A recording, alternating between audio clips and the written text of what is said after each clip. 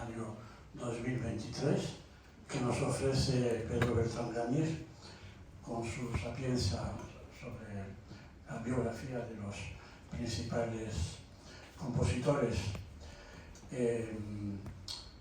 Recordar que nos beneficiamos de la hospitalidad de la sede universitaria, que siempre nos pone a nuestra disposición las aulas siempre que haya disponibilidad.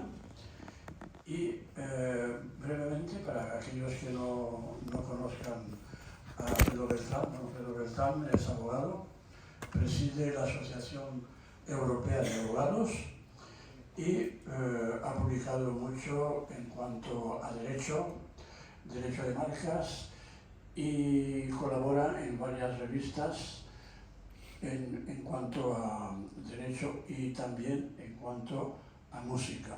Tiene en Facebook con cierta regularidad, publica unos artículos muy interesantes y muy profundos sobre las obras clásicas, sobre todo de ópera, y la verdad es que es una felicidad escucharle, porque va a fondo tanto en las biografías, sino también en la apreciación de las grabaciones, no solamente en música MP3, sino también en vídeos, y nos recomienda siempre, lo verán ahora, pues según su criterio, qué obras se adaptan, se conforman mejor con la vida de un determinado compositor. Nada más, en enero, el 11 de enero, tendremos otra conferencia sobre Bruckner, y aquí la Casa de Francia, para aquellos que ya sean socios de la Casa de Francia, pues les suele enviar el calendario de nuestras actividades hasta hogueras prácticamente. Y aparte de la música comentada, tenemos también el 12 de enero en la Catedral San Nicolás de Bari un concierto para flauta y órgano. Y saltándome muchas fechas, reseñar que en abril tenemos ya prácticamente cerrado el primer ciclo de música de órgano de Alicante. Serán 3 conciertos los días 18, 19 y 20 de abril en San Nicolás, y acudirán 4 grandes concertistas, 3 franceses y un español. Y nada más, voy a dejar la palabra a nuestro amigo, y muchas gracias nuevamente por estar aquí con nosotros. Muchas gracias, Carlos, muchas gracias a todos por venir. Yo voy equipado, esta es la corbata de I Love Wagner, o sea que muy apropiada para la ocasión. Voy a empezar como siempre, a ver si conseguimos que esto funcione, porque decía que iba, pero justo nos he abandonado en el momento. Sí, correcto. Yo voy a empezar como siempre hablando de películas, porque bueno, estamos en una época mucho de ver cine, y hay cine muy interesante sobre muchas cosas y también sobre Wagner. En primer lugar, esta película, que es del año 1913, es muy antigua, una película muda. Y es tremendamente interesante porque en el año 1913, la primera película que se hace sobre la historia de lo que hoy conocemos como biopic, es decir, película sobre un personaje histórico, pues el primer personaje histórico del que se hace un biopic es Wagner. Esto es tremendamente significativo. No digo personaje histórico compositor, digo personaje histórico en general. Es decir, que se hizo antes una película de Wagner que de Napoleón. Pasaron unos años hasta llegó el famoso Napoleón de Abel Gance, Julio César o cualquier otro que os venga a la cabeza. Esto es, como digo, tremendamente significativo de la fama y el nombre que tenía el compositor en 1913. que es bastante superior al que tiene hoy. Ahora explicaremos por qué. En gran parte la culpa de eso la tiene Hitler. Por cierto, Hitler, cuando se hizo esta película, tenía 24 años. Y el año es también muy significativo, 1913, es decir, todavía no ha estallado la Primera Guerra Mundial, con el gran enfrentamiento, o primer gran enfrentamiento, ya sé que está la guerra prusiana, franco-prusiana en 1870, pero el enfrentamiento entre Alemania y Francia, gobiernan los zares en Rusia, en fin, todos los cambios que trae el siglo XX. Ha empezado el siglo XX en cuanto a cronología, pero no en cuanto a la gran revolución o los grandes cambios que trae el siglo XX. Es una película de grandes medios para la época, que se ve muy bien. Está en YouTube, por cierto, simplemente poniendo Richard Wagner Silent Movie, se puede ver en YouTube. Con una banda sonora además excepcionalmente buena en la versión que hay en YouTube, porque hay varias versiones, ya que está grabada con una orquesta en el foso, en el propio foso, bueno, no el foso, para entendamos, un auditorio, pues ahí está la orquesta, no es un teatro de ópera, una orquesta alemana de primer nivel, y al fondo se proyecta la película de Wagner. Y otra curiosidad muy grande de la película es que el actor parece un clon de Wagner, o sea, es que, vamos, se parece tanto que uno dice, pero vamos a ver, ¿es Wagner el que ha grabado? Claro, no, Wagner no lo ha podido grabar porque el señor Wagner murió en 1883, cuando tenía 70 años, 1813 a 1883, y estamos aquí en 1913, pero el actor se parece muchísimo. Y es una película muy interesante de ver, porque además es muy fiel a la realidad histórica y muy bien hecha. Aquí tenemos la siguiente película, ya dando un salto, estamos en 1955, esta película está disponible en DVD, en Amazon, a un precio ridículo, en versión en inglés con subtítulos, tiene una parte en inglés y otra parte en alemán, pero está subtitulada en cualquier caso, y es una película de Hollywood, con lo cual también tenemos que Hollywood pues, le dedicó interés a Richard Wagner, cosa que no hizo pues, con Beethoven o con Mozart, por ejemplo. Me refiero al Hollywood de los años 50, bueno, tampoco el Hollywood de los años siguientes le ha dedicado ninguna película a Mozart y a Beethoven. Hay una película muy conocida sobre Chopin, del 45, que tuvo mucho éxito, y se pretendió emular ese mismo éxito con la película de Wagner, que se grabó en Europa, con grandísimos medios también, como las películas de Hollywood de la época, escenografías naturales, actores de primer nivel de la época, y aunque fuera de Hollywood, se grabó en Europa, como digo. No es una película ideal, pero sí es muy fiel a la realidad histórica, muy agradable de ver, relativamente corta, y otra aportación más que hay en el cine sobre Wagner. Con la siguiente ya damos un salto bastante grande, estamos ya en los años 80, y esta película sí que es de recomendación absoluta y total. Es una película muy larga, dura 8 horas y 20 minutos.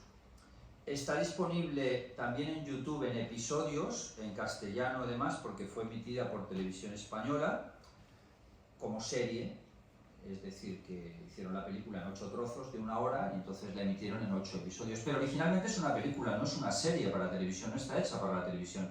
Es una película estrenada en el Festival de Venecia con actores de primer nivel. Wagner es Richard Burton y Cosima Vanessa Redgrave. Creo que es una de las mejores películas que se han hecho sobre cualquier músico. La extensión es muy agradable, claro, la extensión, en fin, a nadie le obligan a ver la película seguida en casa, por supuesto. Me refiero a la extensión, es siempre buena porque con más extensión tratas mucho mejor los temas y profundizas mucho mejor, eso es algo evidente. No existen películas de este tamaño de duración y con este nivel de actores con respecto a ningún otro compositor. Sabéis que hay una película muy conocida de Mozart, Amadeus, mucho más corta, mucho menos fiel a la realidad histórica que esta, y que no tiene además la enorme suerte de tener un grandísimo cineasta y a la vez musicólogo como Tony Palmer, que ha grabado un montón de películas de música, entre otros un Shostakovich soberbio con Ben Kingsley. Película, como digo, de recomendación absoluta y total.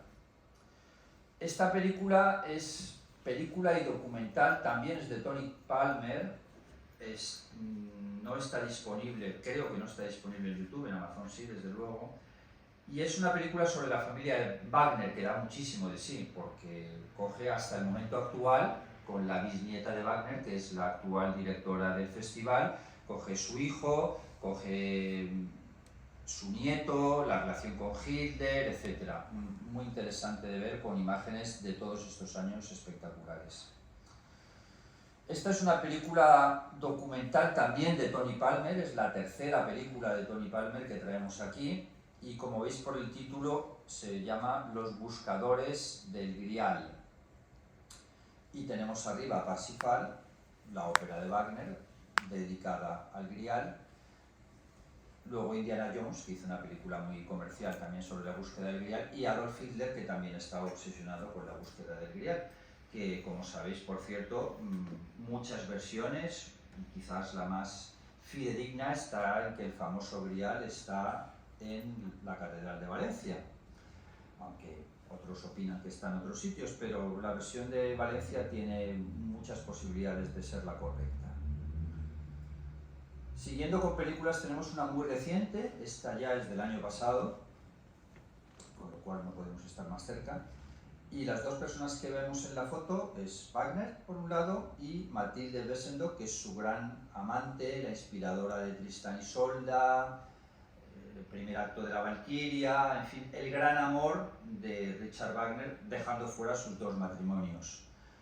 La película se centra exclusivamente en la relación entre ambos y el trío que supone, es decir, Cosima, Cosima es la mujer, la segunda mujer de Wagner, aparece incidentalmente, pero la película está totalmente centrada en Mathilde, que en ese momento tenía 30 años, Wagner era mucho mayor.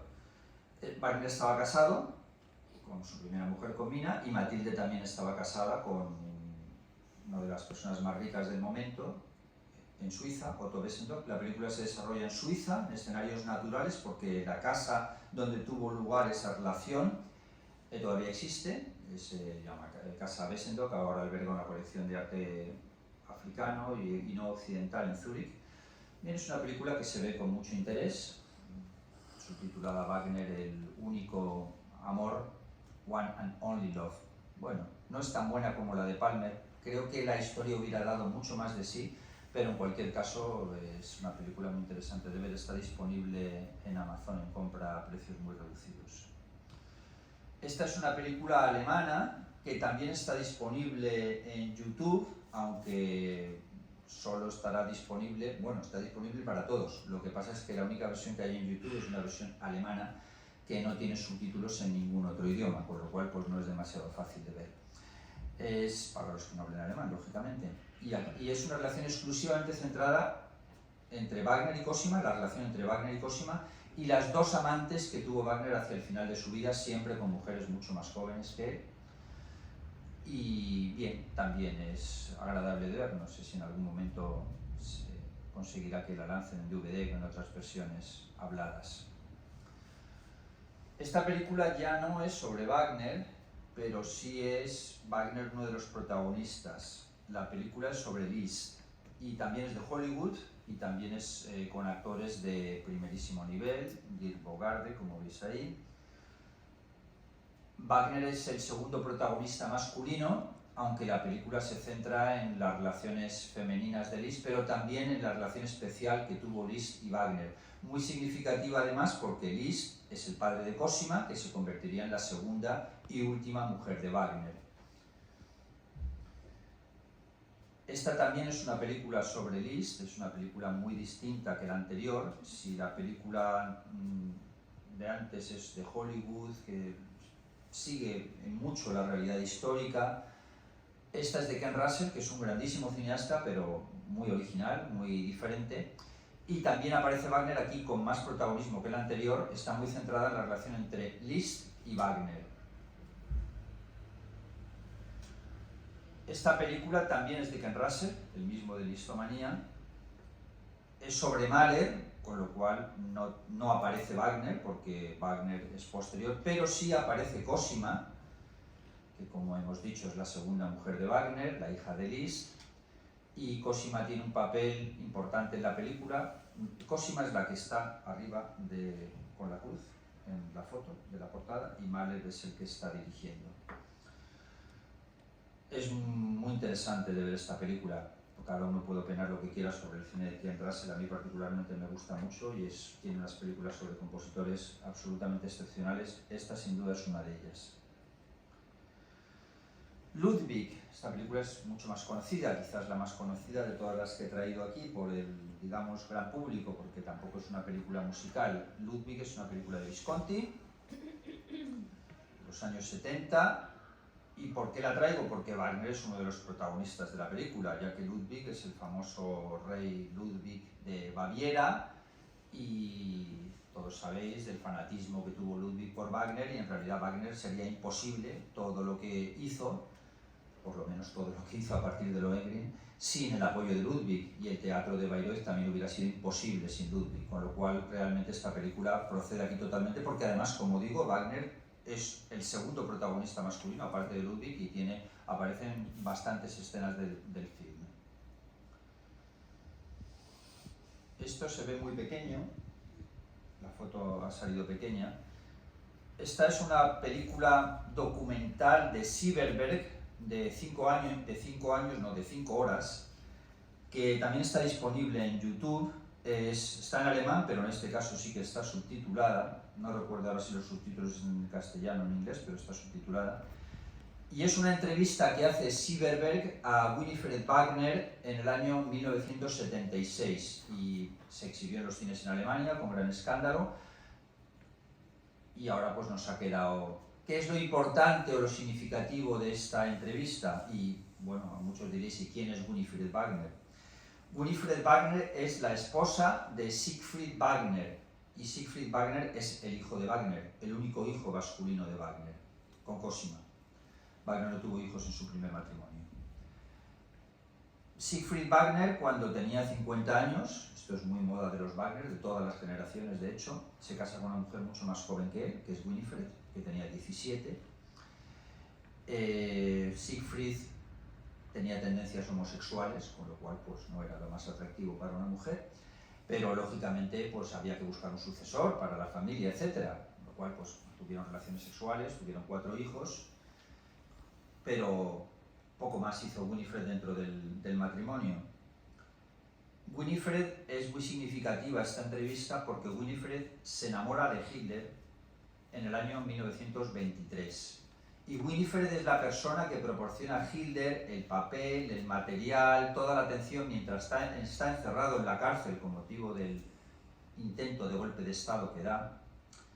El periodo que pasa en la cárcel es cuando escribe el famoso libro Mein Kampf, o Mi lucha, y es Winifred la que proporciona el material. ¿Y qué es significativo de esta larguísima entrevista? Pues que en 1976, y estamos en el 76, no en el 24, ni en el 33, ni en el 45, Winifred dice lo maravilloso que era Hitler, lo extraordinario que era, y que eso de los campos de concentración, pues que eso pues como que eran tonterías, eso de matar judíos, pues que no. Claro, inmediatamente su hijo Wolfgang pues, le prohibió la entrada en el festival y fue un escándalo soberbio en Alemania. Es muy curioso y muy interesante de ver.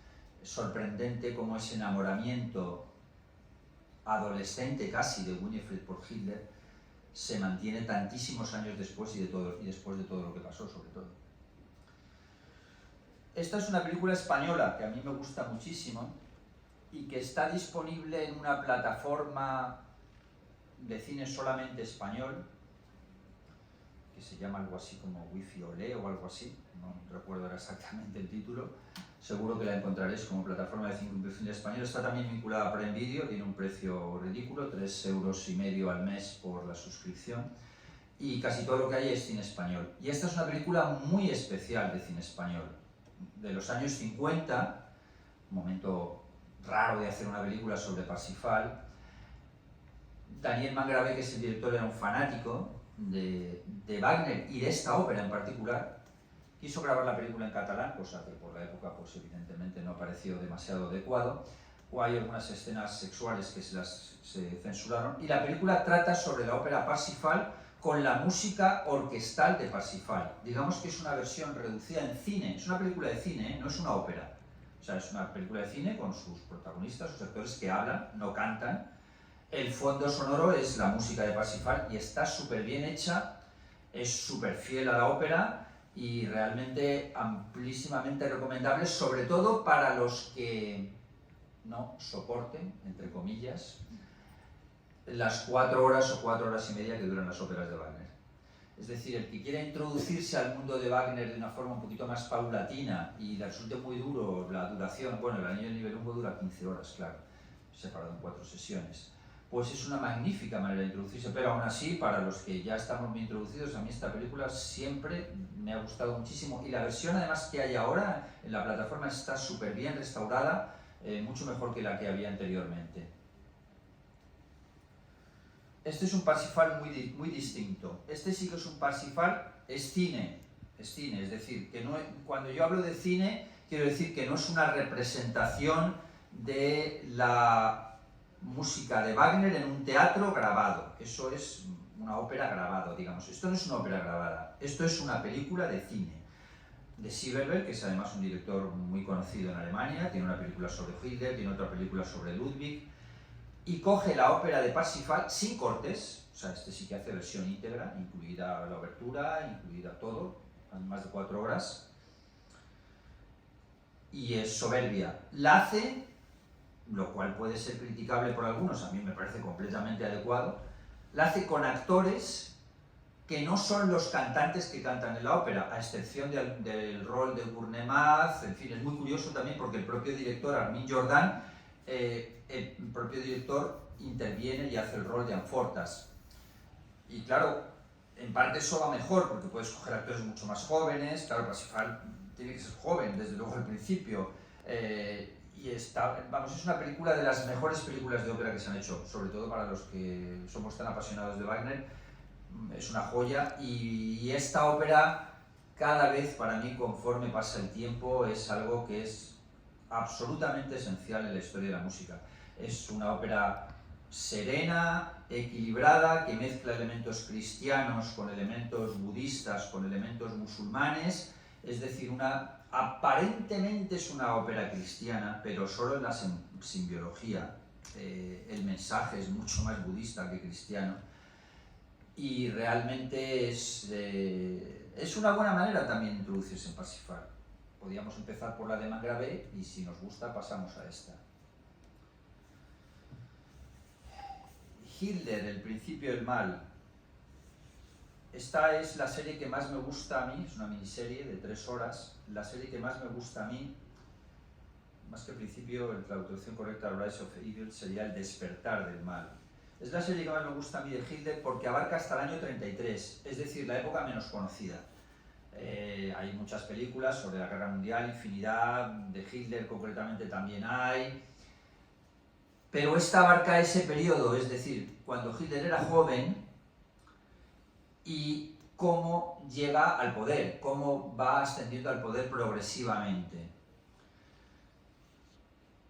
Para Hitler, Wagner tuvo una importancia enorme, pero de esto no tiene nada la culpa Wagner, entre otras cosas porque cuando Hitler nació, Wagner ya se había muerto, o sea que es imposible y absurdo acusar a Wagner de que le gustara Hitler y de la utilización que hizo Hitler. También a Hitler le gustaban mucho los perros, estaba siempre con perros, y bueno, pues parece que los perros no se han prohibido en Israel, pero sin embargo la música de Wagner hoy todavía, en el año 2023, sigue prohibida en Israel. Y de esto, bueno, evidentemente es un gran fanatismo por parte del Estado de Israel, con el que, bueno, yo simpatizo en muchísimas cosas, no puede ser de otra manera por mis ascendientes, pero que en este tema es una postura nefasta, porque prohibir Wagner en Israel, y el propio Netanyahu que tenga este radicalismo ahora, ya en el siglo XXI, se acusa, y los israelíes defienden que mucha gente murió en las cámaras de gas con la música de Wagner, pero eso no es verdad, eso directamente no es verdad. Hay un montón de testimonios históricos, muy bien recopilados por Alex Ross en su reciente libro Wagnerismo, que está en versión castellana, en las que se determina que no era ni el 2% de la música que se interpretaba allí. Me parece tampoco muy lógico, además, que lo fuera, que eran valses de Strauss, melodías populares, etc.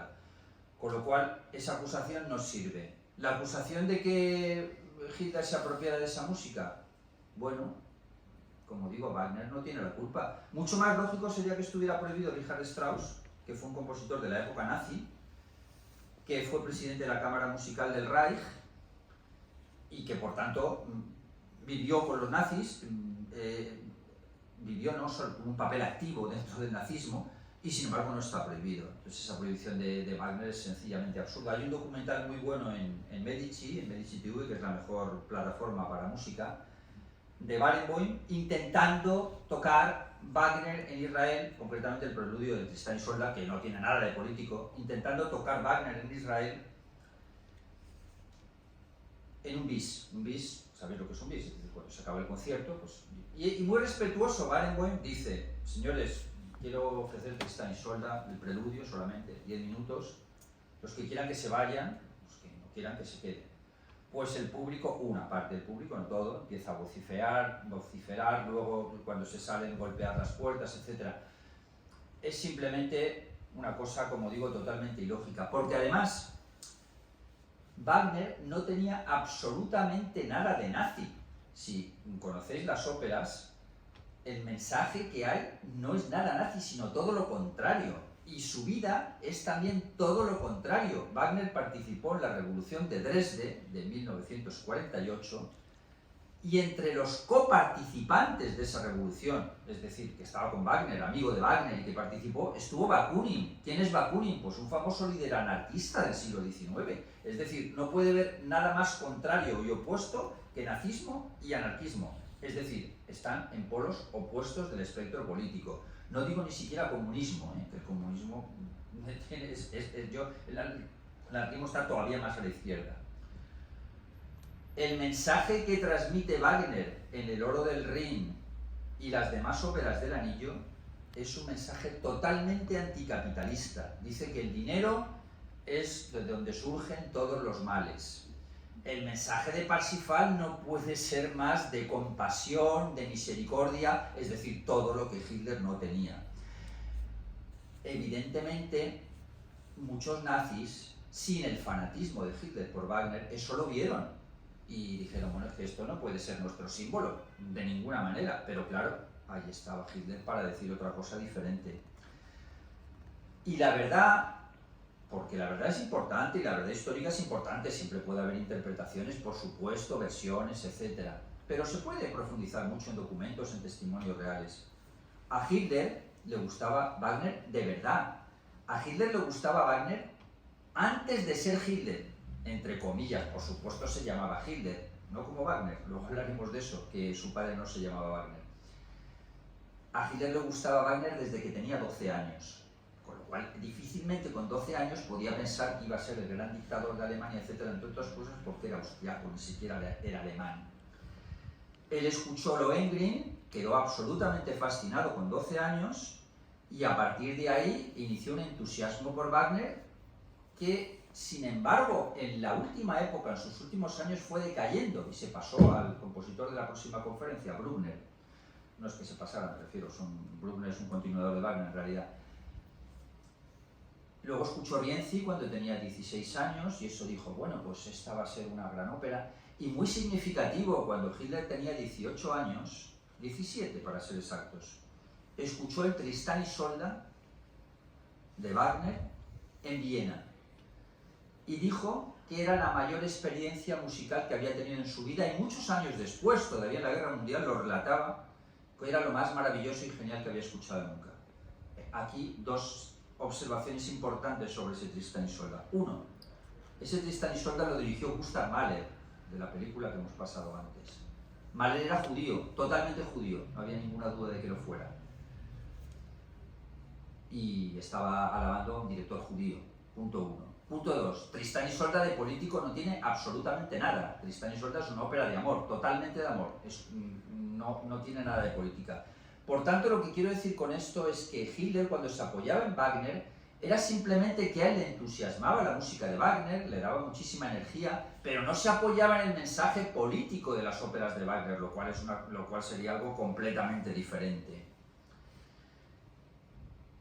Otra cosa ya distinta, de la que tampoco tiene culpa Wagner, es que resulte que la mujer de su hijo, Winifred, que además no era alemana, era inglesa la chica, se enamorara de Hitler. Bueno, eso tampoco tiene la culpa. Y que pusiera el festival a su servicio. Bueno, pues vale, ¿qué le vamos a hacer?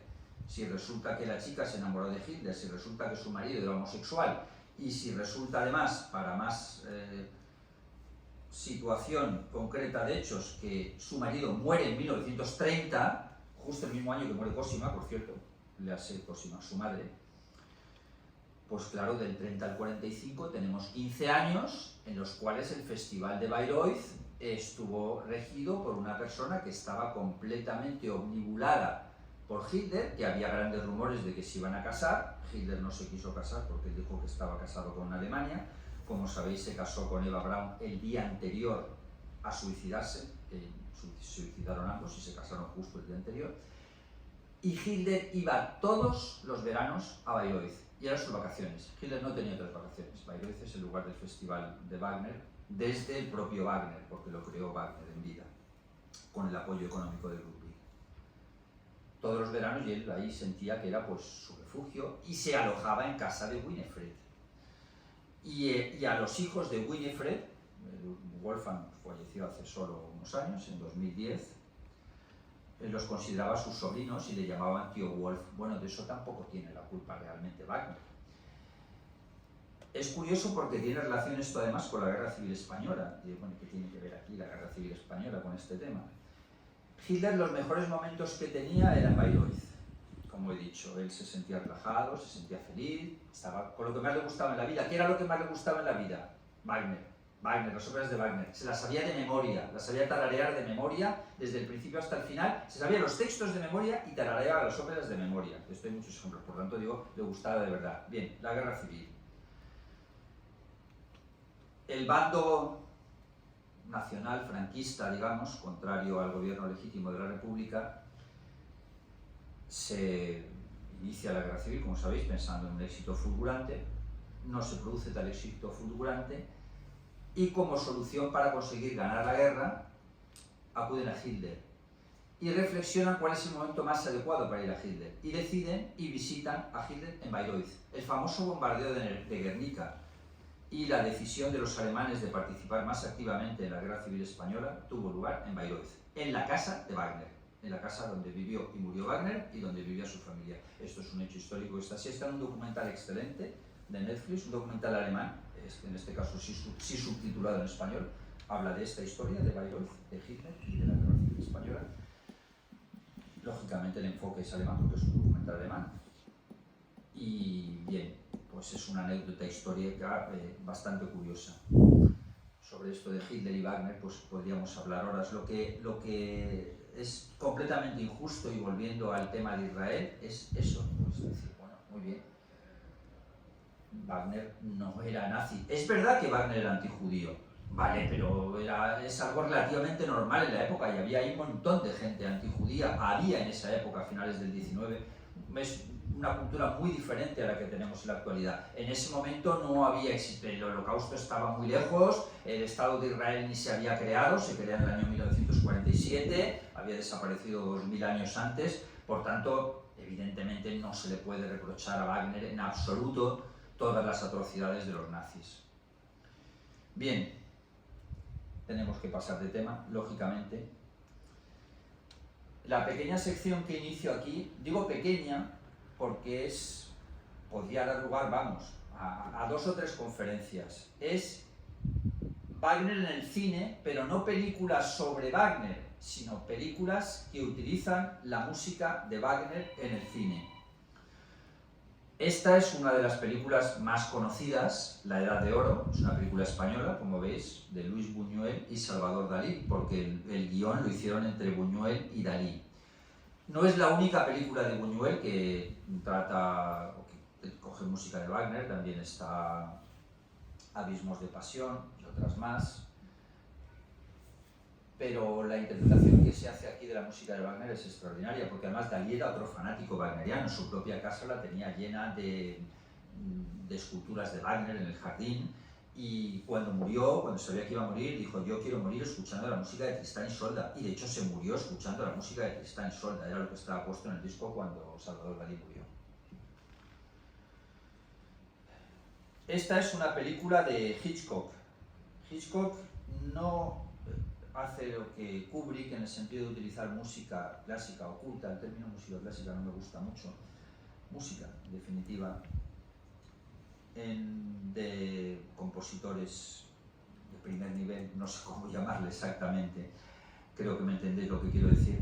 Utilizó bandas sonoras de Bernard Herrmann, bueno, pues es otro nivel. Pero aquí, en esta película, que es una de las primeras, estamos en el año 1932, Murder o Asesinato en español, utiliza la música de Wagner y concretamente Tristán y Isolda. Y no solo la utiliza, sino que tras el juicio, cuando uno de los miembros del jurado se da cuenta que ha emitido una sentencia injusta y dice, bueno, esta sentencia que hemos emitido aquí no es justa, empieza a ver contradicciones, está reflexionando sobre el error, la persona va a ser condenada a muerte, sino cadena perpetua. En la escena aparece la emisora de radio y la emisora de radio dice directamente, a continuación vamos a escuchar el preludio de Tristán y Isolda de Wagner. Quiero decir que muchas veces cuando aparece la música en las películas no sabemos lo que es, tenemos que esperar a los títulos finales si no la reconocemos. No, aquí lo dice expresamente. Y utiliza solo esta música y la quinta de Beethoven, al principio, muy apropiado también porque utiliza los acordes de destino famosos de la quinta de Beethoven.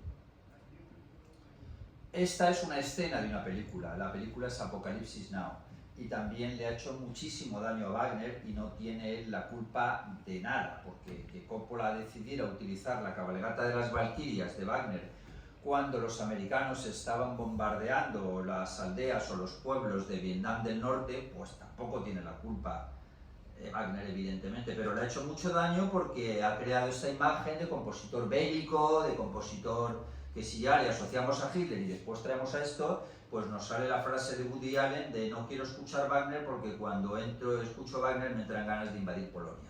Bueno, es totalmente injusto, evidentemente.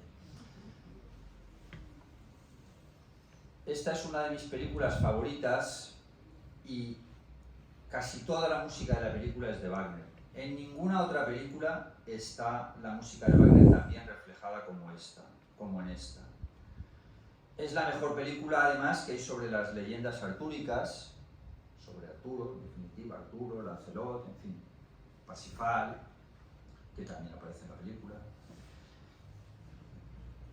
Y el director puso música de Wagner porque cuando ya había pensado hacer la película, asistió a los festivales de Bayreuth, quedó absolutamente fascinado con El Anillo del Nibelungo y decidió utilizar música de Wagner para la película y lo elige perfectamente, se nota que sabe lo que está poniendo, que domina el tema y es mágica desde el principio hasta el final. Aparece Tristán y Isolda cuando tiene que aparecer, aparece la marcha fúnebre de Sigfrido cuando tiene que aparecer y aparece Parsifal cuando tiene que aparecer. Hablo como fragmentos de las óperas de Wagner.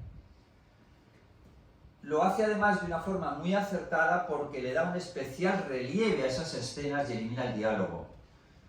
Claro, esto es lo que pasa muchas veces con el cine, que la música tiene un papel totalmente subordinado. Y a mí me gusta el cine, pero me gusta muchísimo más la música. Y es raro ya encontrarse un ejemplo como este. Esta película casi parece una ópera, sin ser cantada, pero casi parece una ópera. La escenografía es fabulosa y desde luego muchísimo mejor que esa birria de serie que hay de Camelot por ahí rodando en 10 episodios, pues esta es más corta pero mucho más intensa y con la historia muy bien narrada. A Dangerous Method, ¿quiénes tenemos aquí en la pantalla? Pues aquí a la izquierda, mi derecha, será vuestra izquierda o vuestra derecha, al revés, está Sigmund Freud. En el otro lado está Jung, que es el que teóricamente iba a ser el sucesor de Freud, y en medio está la psiquiatra Sabine Spielrein, inicialmente paciente de Jung.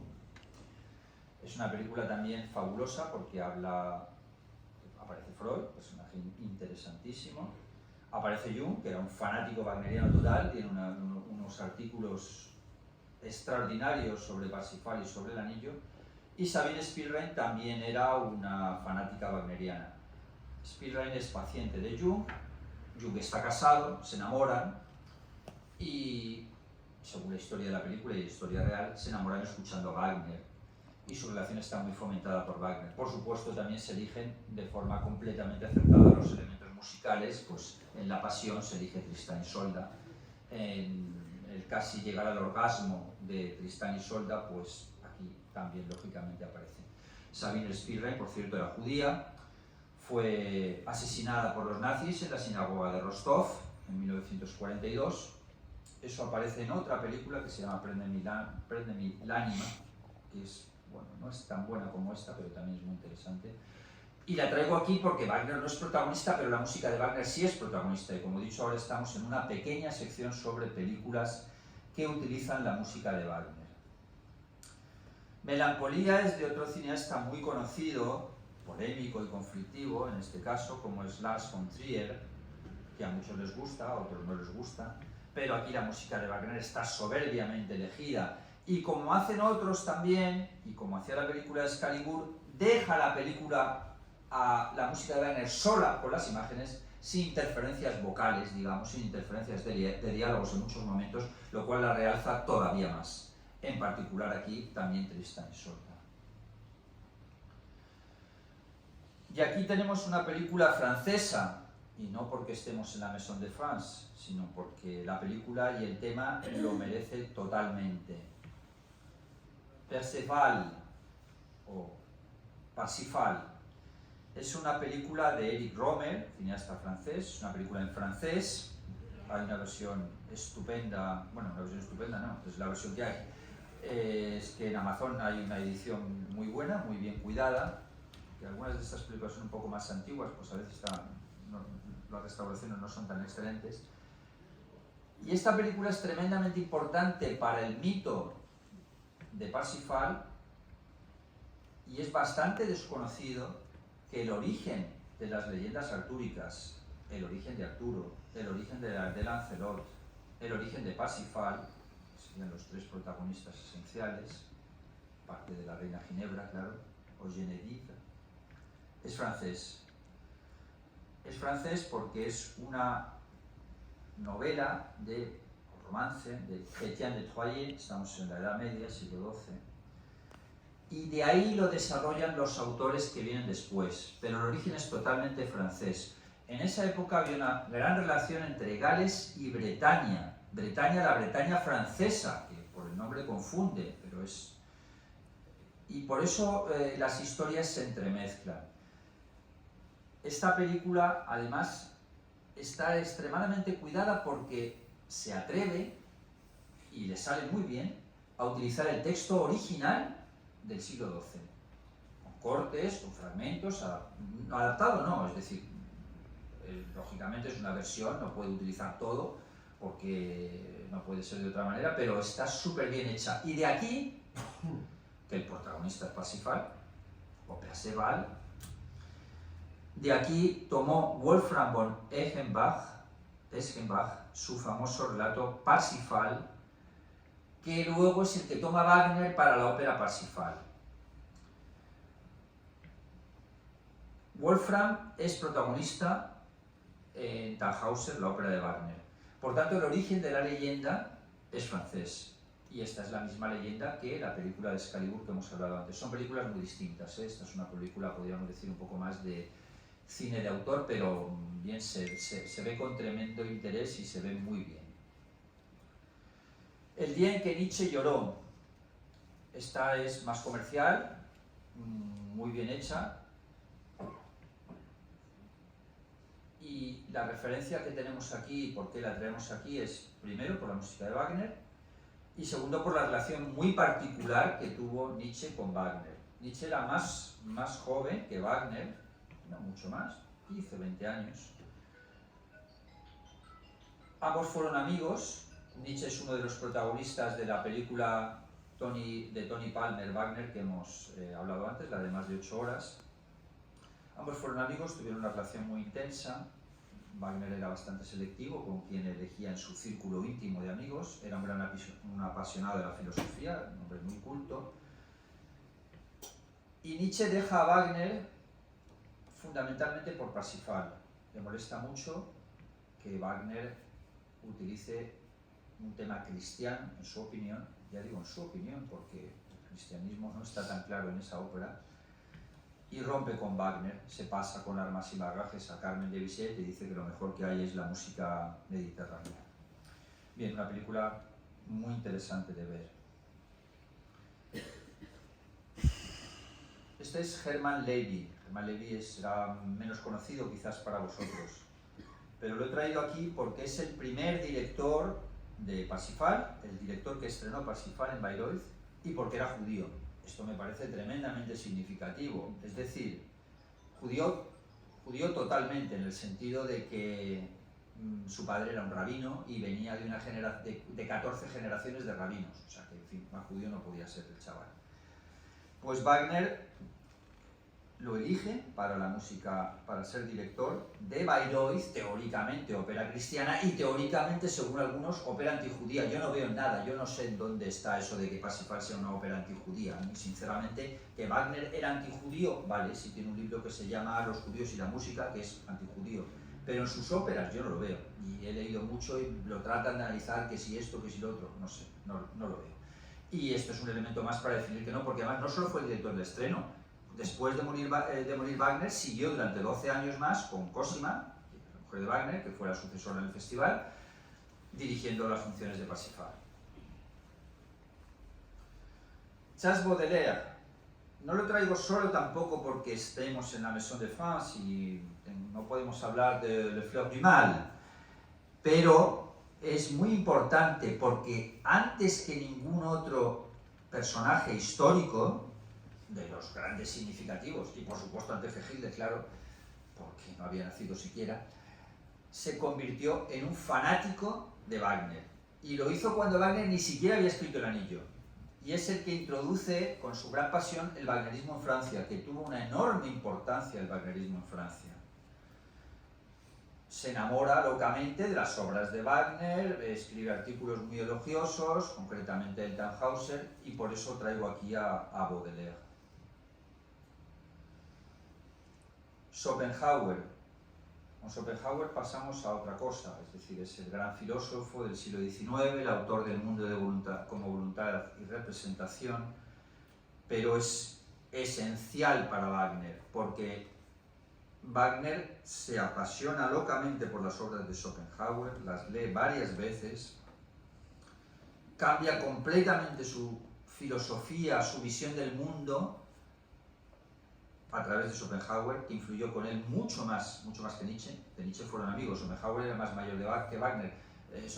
Wagner conoce a Schopenhauer por las obras, pero eso no importa, quiero decir, no importa que lo conociera personalmente o no. La influencia de la obra puede ser enorme, a nosotros nos influencian obras como las de Schopenhauer y de otros, de personas que han fallecido, por lo cual eso no es importante que coincidieran o no en el tiempo o en un momento cronológico concreto de encontrarse.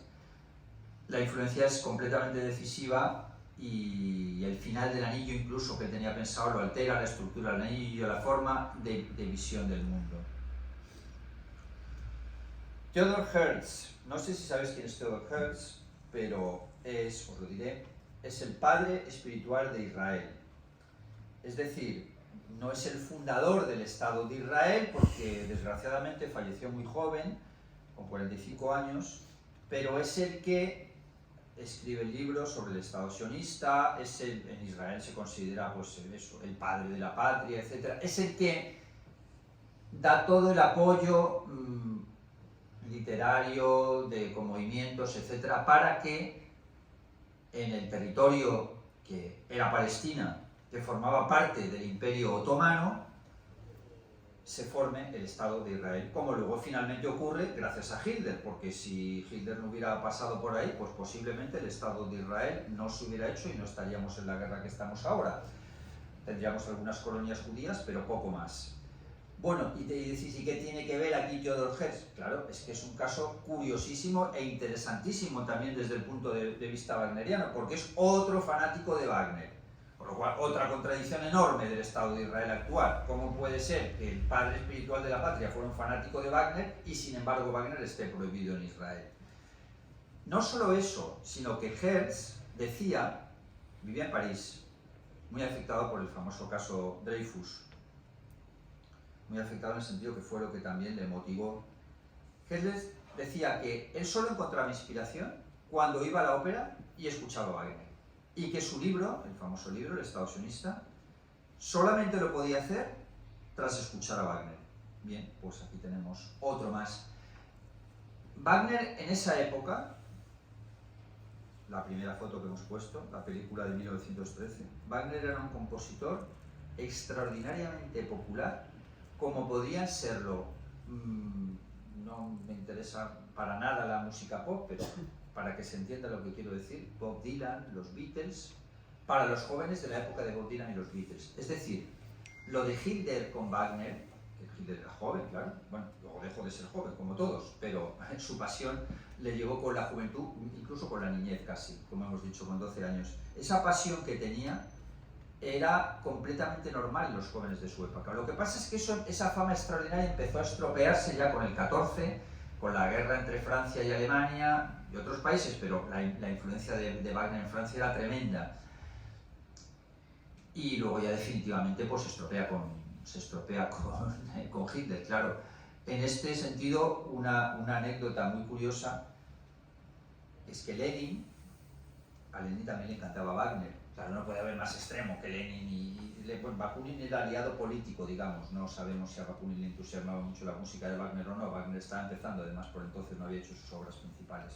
Con Lenin sí, obviamente. Y le gustaba tanto que en 1924, cuando se muere Lenin, él pide que se interprete la marcha funeraria de Sigfrido, de Wagner. Claro, estamos en 1924, Hitler está empezando, todavía no, lógicamente, Hitler llega al poder en el 33.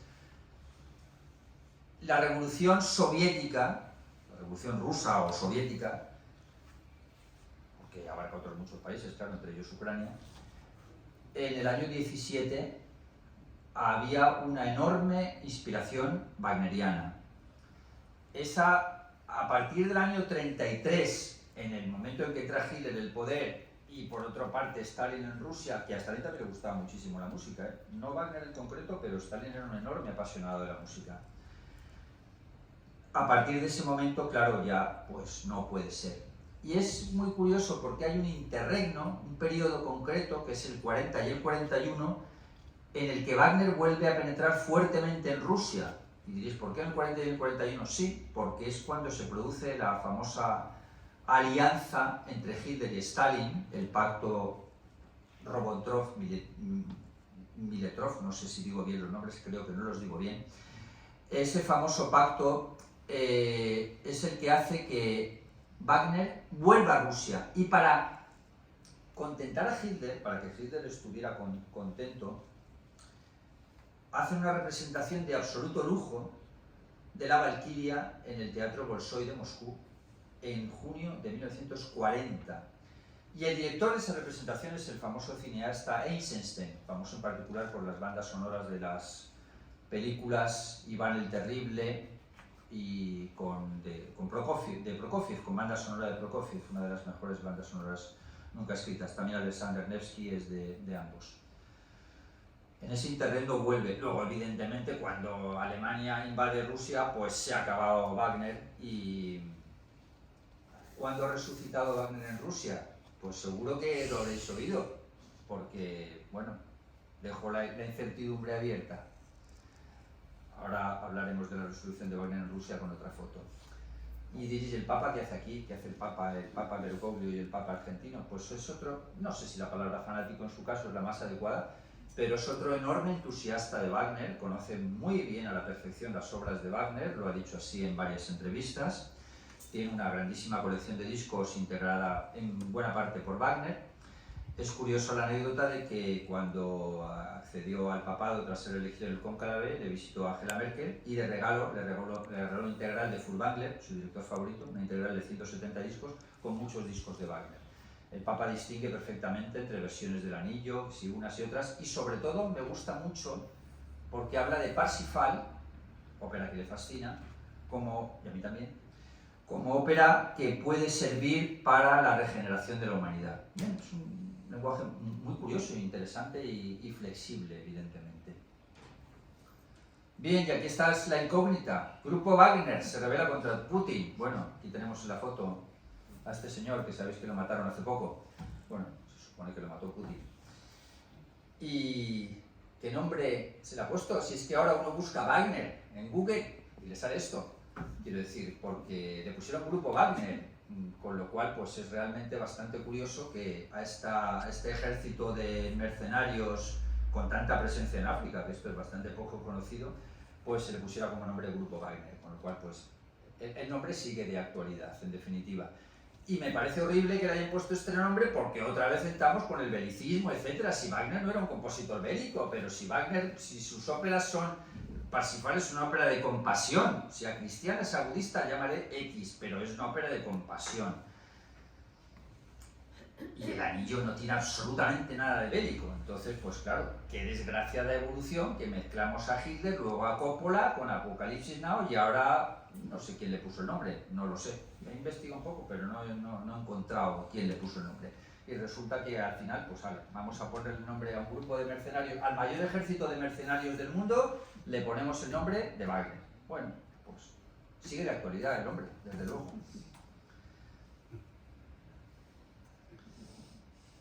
Si vamos a seguir pasando, aquí tenemos las fotos, ahora pasamos a otra sección, que esta sección es Familia Wagner, vamos a llamarle así, que la vamos a ver brevemente, claro, cada uno de estos temas daría para una conferencia por lo menos o más específica, da mucho que sí Wagner, es un compositor se han escrito tantos libros, he escrito tantos libros de Wagner como de todos los demás compositores juntos. Y uno de los personajes más tratados. Algunos dicen que es el segundo después de Jesucristo, me parece una exageración, sin duda lo es, pero bueno, por ahí está. ¿Quién es este señor que hay aquí en la foto? Pues este señor se llama Ludwig Geyer. Y decir, bueno, vale, ¿quién es Ludwig Geyer? Pues Ludwig Geyer es el padre de Wagner. Y bueno, vamos a ver, pero no se llama Wagner. Bueno, pues sí y no. Ludwig Geyer era amante de la madre de Wagner. La madre de Wagner estaba casada con otro hombre. Ese otro hombre murió y a los pocos meses, Wagner no lo llegó a conocer, a los pocos meses de fallecer, nació Richard Wagner, que no le pusieron de nombre Richard Wagner, no le pusieron el apellido de Richard Wagner, le pusieron Richard Geyer. Y hasta los 14 años Richard Wagner no se llamaba Richard Wagner, sino se llamaba Richard Geyer, es decir, cuando iba al colegio, etcétera, etcétera, etcétera. En el caso de Beethoven, aquí tengo mi libro sobre el heroísmo de Beethoven, que hablo de esto porque Beethoven tampoco se llamaba Beethoven, quiero decir, el apellido tampoco, y se han hecho pruebas genéticas que demuestran que no tenía ADN de los Beethoven. Bueno, pues en el caso de Wagner pues estamos un poquito igual. ¿Por qué se cambia a Wagner el nombre con 14 años? Bueno, primero decir que seguridad absoluta de quién era su padre, eso, pues, no sé, a lo mejor no lo sabía ni la madre, ¿vale? Si se acostó con los dos, pues puede que no lo supiera ni ella, claro. Pero hay muchos indicios. Primer indicio, desde luego, le trató con, primero, nada más morir el otro padre, pongámosle así, este señor Ludwig Geyer se fue a vivir con la madre. Lo trató a Wagner como un hijo, y no solo eso, este señor era empresario teatral, de ópera, es decir, le ayudó en su formación, en todo, para el éxito después que tuvo Wagner. Y esos años de adolescencia son fundamentales, por supuesto, no hace falta que lo explique la importancia enorme que tiene esto. Le trató como un hijo, y Wagner se cambia de apellido con 14 años. ¿El motivo por el que se cambia de apellido? Porque Ludwig Geyer era judío. Esto es lo más fuerte de todo, porque claro, vamos a ver, Wagner era antijudío y resulta que su padre era judío. Tampoco podemos saber con seguridad absoluta si era judío o no. El apellido es judío, sin duda, hay muchos indicios de que fuera judío. Y lo que sí que sabemos con seguridad absoluta al 100% es que Wagner pensaba que su padre era judío. Con lo cual el motivo por el que se cambia el apellido es porque ya había una tendencia antijudía en Alemania, evidentemente no por Hitler, que no había nacido, no tiene nada que ver. Claro, ¿qué hicieron los nazis?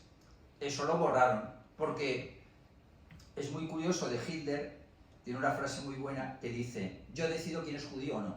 Por ejemplo, Johann Strauss no le convenía que fuera judío. Johann Strauss, hablo de Johann Strauss, el famoso compositor de los valses. No le convenía que fuera judío porque le gustaba mucho y porque era un símbolo en Austria, en Alemania, en fin. Y Johann Strauss estaba súper demostrado que era lo que llamaban los nazis un cuarto de judío. Es decir, un cuarto de judío, me refiero que era un 25% judío. Ya vamos mal, ¿no? Con mitad judío vamos fatal, bueno, y con 100% judío, vale, bien, entonces ya muerto directamente. Claro, ya había ese antijudaísmo en Alemania, entonces Wagner decide pues, que no le mola mucho eso de llamarse Richard Geiger y se cambia el apellido a Richard Wagner. Y otro indicio más y muy determinante es que pide poco tiempo después, ya con 16, 17 años, a una de sus hermanas toda la correspondencia que había, todas las pruebas que había en definitiva para demostrar la relación, todos los indicios que podía haber, que podía ser su padre, etc. Y lo quema todo. Claro, porque no le interesa. Pero sin duda es algo curioso, ¿no? Como menos, que digamos, y por eso los nazis eso lo borran totalmente, porque, vamos a ver, si dijeran si nazi es judío, si Wagner es judío, pues no pega mucho, ¿no? Que sea nuestro compositor emblema. Y este es Wagner, este es el Wagner real en foto, porque ya en aquella época había fotos, con lo cual pues aquí tenemos al Richard Geiger, luego llamado Richard Wagner y ya para siempre llamado Richard Wagner. Mina Wagner es la primera mujer de Wagner, era actriz, la conoce, la relación va bien al principio, pero el matrimonio fue un desastre total porque Mina no entendía la música de Wagner, no le parecía tampoco que fuera un genio, quería una vida conservadora, normal, y bueno, no le supo apoyar, no le estoy tampoco echando la culpa a ella de que el matrimonio saliera mal, evidentemente Wagner también era bastante mujeriego, con lo cual no ayuda mucho. Lo cierto es que no fue una relación significativa, aunque duró muchísimos años, no tuvieron hijos. Este es un libro francés también, que me gusta muchísimo, me encanta leer en francés, Mathilde Wesendonck ou Les Rêves d'Isolde. Este libro hace referencia a la vida de Mathilde Wesendonck, la famosa Mathilde, de la que se enamora Wagner, casada con el empresario Wesendonck. Mathilde no es capaz de dar el paso de dejar a su rico marido por ese loco compositor de futuro incierto y por tanto la relación se rompe. Pero esa relación nos dio la ópera más romántica de toda la historia, que es Tristan y Isolda, y también el primer acto de la Valquiria, que expresamente pone dedicado a Mathilde. Por eso es un personaje histórico importante en la familia Wagner. Bueno, no forma parte de la familia, pero sí forma parte en el sentido de ser una de las tres grandes mujeres de la vida de Wagner. La primera es la primera mujer, esta con la que no se llega a casar. Y está Cosima Wagner, que es la hija de Liszt, pero al que traemos aquí antes de Cosima Wagner es a su marido, es decir, al marido de Cosima, porque antes de casarse con Wagner estuvo casado con este señor que se llama Hans von Bülow y que es el director de orquesta más famoso del siglo XIX, fundador de la celebérrima Filarmónica de Berlín, entonces y ahora la mejor orquesta del mundo, y un grandísimo director de orquesta que apoyó enormemente a Wagner, que le ayudó extraordinariamente en su trabajo, y como gran agradecimiento a Wagner, muy agradecido el hombre siempre, lo que hizo fue quitarle a su mujer. Bülow se enfadó, no le sentó muy bien, entre otras cosas porque Isolda, que es la cuarta hija del matrimonio, ve claramente que no es hija suya y que es hija de Wagner. Es decir, Wagner y Cosima tuvieron una hija cuando Bülow estaba casado con Cosima.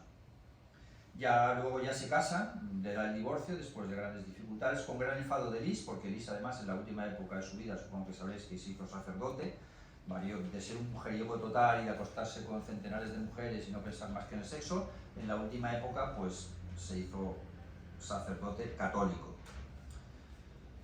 Pues evidentemente no le gusta mucho que su hija deje a su marido, eso no es muy cristiano, y aunque era su gran amigo Wagner, pues no le parece muy bien. Cosima deja a Bülow y aquí tenemos a Cosima, The Lady of Bayreuth, un poco mayor aquí, lógicamente todo el mundo se hace mayor. Cosima sobrevivió a Richard Wagner nada menos que 50 años. 25 porque tenían 25 de diferencia de edad y otros 25 porque vivió 25 años más, murió con 95 y Wagner con 70, exactamente con 70, 1813 a 1883. Claro, Cosima Wagner muere nada menos que en 1930. En 1930 ya han pasado un montón de cosas desde que se ha muerto Wagner en 1883, porque claro, han pasado casi 50 años y entre otras cosas lo que ha pasado es que ha llegado un señor a Bayreuth que se llama Adolf Hitler, que se ha enamorado, como hemos dicho antes, de la mujer de su hijo, porque lógicamente Siegfried sí que era hijo de Cosima y de Wagner, el único hijo masculino. Y pues Cosima era director del festival. ¿Y qué hace Cosima? Pues apoya a Hitler totalmente. ¿Comprensible o no? Bueno, evidentemente Hitler llevó un montón de dinero al festival, lo apoyó en todo lo que pudo y pues tuvo esa postura que hoy puede considerarse equivocada. En aquel momento pues quizás pareciera a ella y a los de su entorno la postura más razonable, y lo mete en casa en verano, me refiero. Hitler pasaba las vacaciones de agosto, como hemos dicho antes, en casa de los Wagner, pero es que Cosima todavía vivía por esa longevidad, por lo cual estaba Hitler relacionándose con la mujer de Wagner, no relacionándose, esa era una relación puramente de amistad. Y aquí tenemos a Siegfried, con su mamá, con Cosima, ya bastante mayor. Ya he dicho antes que Cosima falleció con 95 años, que eran muchísimos para la época. Siegfried es el hijo varón. Siegfried también fue compositor, no es un compositor genial, dirigió el festival junto a su madre, murieron los dos el mismo año, y Siegfried es el que se casa con Winifred. Y aquí tenemos a la famosa Winifred, aunque un poquito más sobrealimentada, digamos, o gruesa, de lo que estaba antes. Y he sacado esta foto porque es una foto que está con Hitler y este es el festival de Bayreuth, y además los que están detrás son los hijos de Winifred, Wolfgang y Wieland, que a los que le llamaban tío Wolf a Hitler y Hitler los consideraba sus sobrinos, etc. No tenían padre porque Siegfried ya había muerto. Pues esta es la famosa Winifred en la época del apogeo. Y aquí tenemos a los tres, me ha salido muy pequeña la foto. Aquí tenemos a Hitler y a los hijos de Winifred, es decir, Wieland y Wolfgang. El salto siguiente es Wolfgang, o sea, es el mismo de la foto de aquí, es Wolfgang. Lo que pasa es que un poquito más mayor, la gente se hace mayor con el tiempo, son cosas que pasan. Y aquí tenemos a Wolfgang en medio de la foto. A la izquierda está su mujer, su segunda mujer, otro más con una diferencia de edad de 25 años también con su esposa, es algo muy típico. El que mayor fue Siegfried y Winifred con 50 y 17, o sea 33 de diferencia. Y a la derecha está la actual directora de los festivales de Bayreuth, que es Katharina Wagner. Pero es que esta chica, Katharina, que por cierto le vi en un documental el otro día y está mucho más gruesa que Winifred de antes, no sé, ha ganado como 50 kilos, no sé lo que ha hecho. Un documental reciente, un documental del año pasado. Es una película que se llama Global Wagner, que está disponible también en internet. La película está muy bien hecha y ya tiene estéticamente, pues sí, ha dado un cambio considerable, no creo que a mejor. Es una mujer relativamente joven, es una mujer de 45 años. Claro, ¿cómo puedes tener 45 años la bisnieta de Wagner? Claro, porque como son matrimonios con tanta diferencia de edad y los hombres son tan mayores cuando tienen los hijos, pues claro, se van acumulando uno detrás de otro entre generaciones y resulta que esta señora es la bisnieta de Wagner directamente. Y este señor que murió en 2010 es el nieto, directamente nieto en línea directa generacional. Pues esta es la familia Wagner, y la familia Wagner que sigue, porque en los festivales de Bayreuth actualmente la directora es Katharina Wagner, bisnieta de Wagner. Y este es Bayreuth, del que tanto hemos hablado. Bayreuth es un sitio muy especial porque es el único festival del mundo que está dedicado a un solo compositor.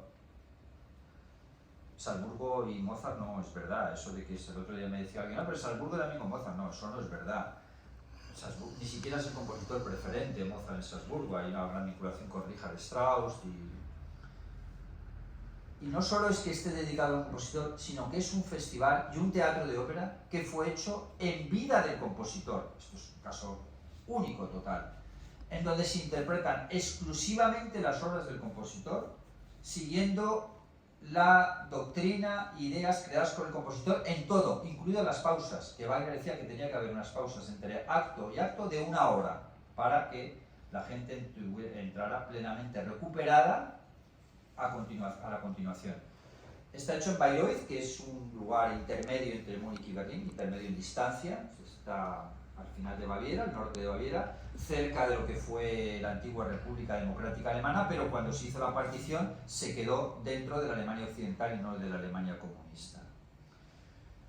Solo se interpretan óperas de Wagner, solo se interpretan las óperas del canon wagneriano, que son 10, y realmente es una experiencia muy singular. El foso está escondido debajo, no se ve a la orquesta, y está todo hecho como Wagner quiso que se hiciera. Y es un festival propiedad de la familia, porque ha sido distintas generaciones de la familia, ahora como he dicho Caterina, las que lo han llevado solamente estas 4 generaciones. Es decir, está Richard Wagner, su hijo Siegfried con su madre Cosima, pasa a Wolfgang, que lo hemos visto ahora mismo, y después pasa a Caterina. Bien, ahora voy a entrar en la obra, y antes de entrar en la obra, una breve introducción de dónde nace Wagner con películas de ópera. Vuelvo a decir que cuando yo hablo de películas de ópera, traigo solo 4.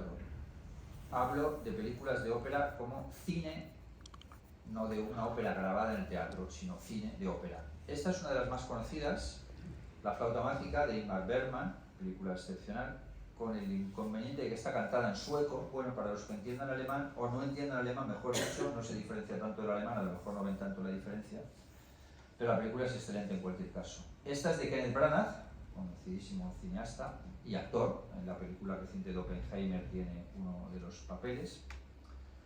Pues Kenneth Branagh hizo hace unos años una película también sobre la flauta mágica, que en este caso erróneamente está cantada en inglés. Digo erróneamente porque no me parece un acierto que sea cantada en inglés. En fin, bueno, cada uno puede tener su teoría, pero yo creo que debe ser cantada en alemán. Y esta es una película muy reciente, es del año pasado, es de Roland Emmerich, que Roland Emmerich es muy conocido por Godzilla, Independence Day, etc. En fin, películas de estas súper comerciales. Ahí lo tenéis su nombre arriba, Roland Emmerich. Claro, sorprende, ¿no? Una película de la flauta mágica. Bueno, pues parece que a este señor le encanta esta ópera y decidió, pues, que con todo el dinero que ganaba, un poco...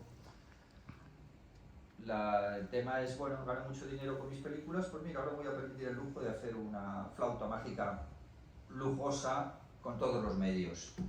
Está hecha además de forma muy atractiva para el público adolescente, y esta sí que está cantada en alemán. Le va a la flauta mágica también a un público adolescente. No reproduce exactamente la ópera, son escenas, es decir, no coge la ópera estrictamente en sí, pero muy bien hecha y preciosa de escuchar. ¿Y por qué traigo la flauta mágica? Porque de ahí nace Wagner. Es decir, es la primera gran ópera alemana, y Wagner lo que hace es desarrollar la ópera alemana y desarrollar concretamente esta ópera. Hasta ese momento la ópera era en italiano.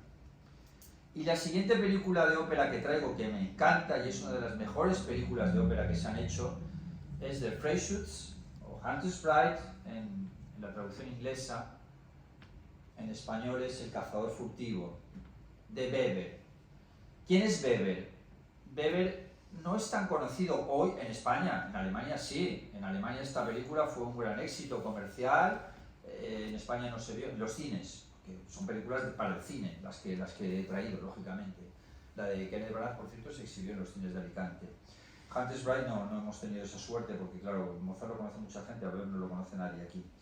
Weber es el precursor total de Wagner. Las primeras óperas de Wagner se parecen muchísimo a Weber. Y además se da la circunstancia de que su padre, Ludwig Geiger, era amigo de Weber, le había ayudado...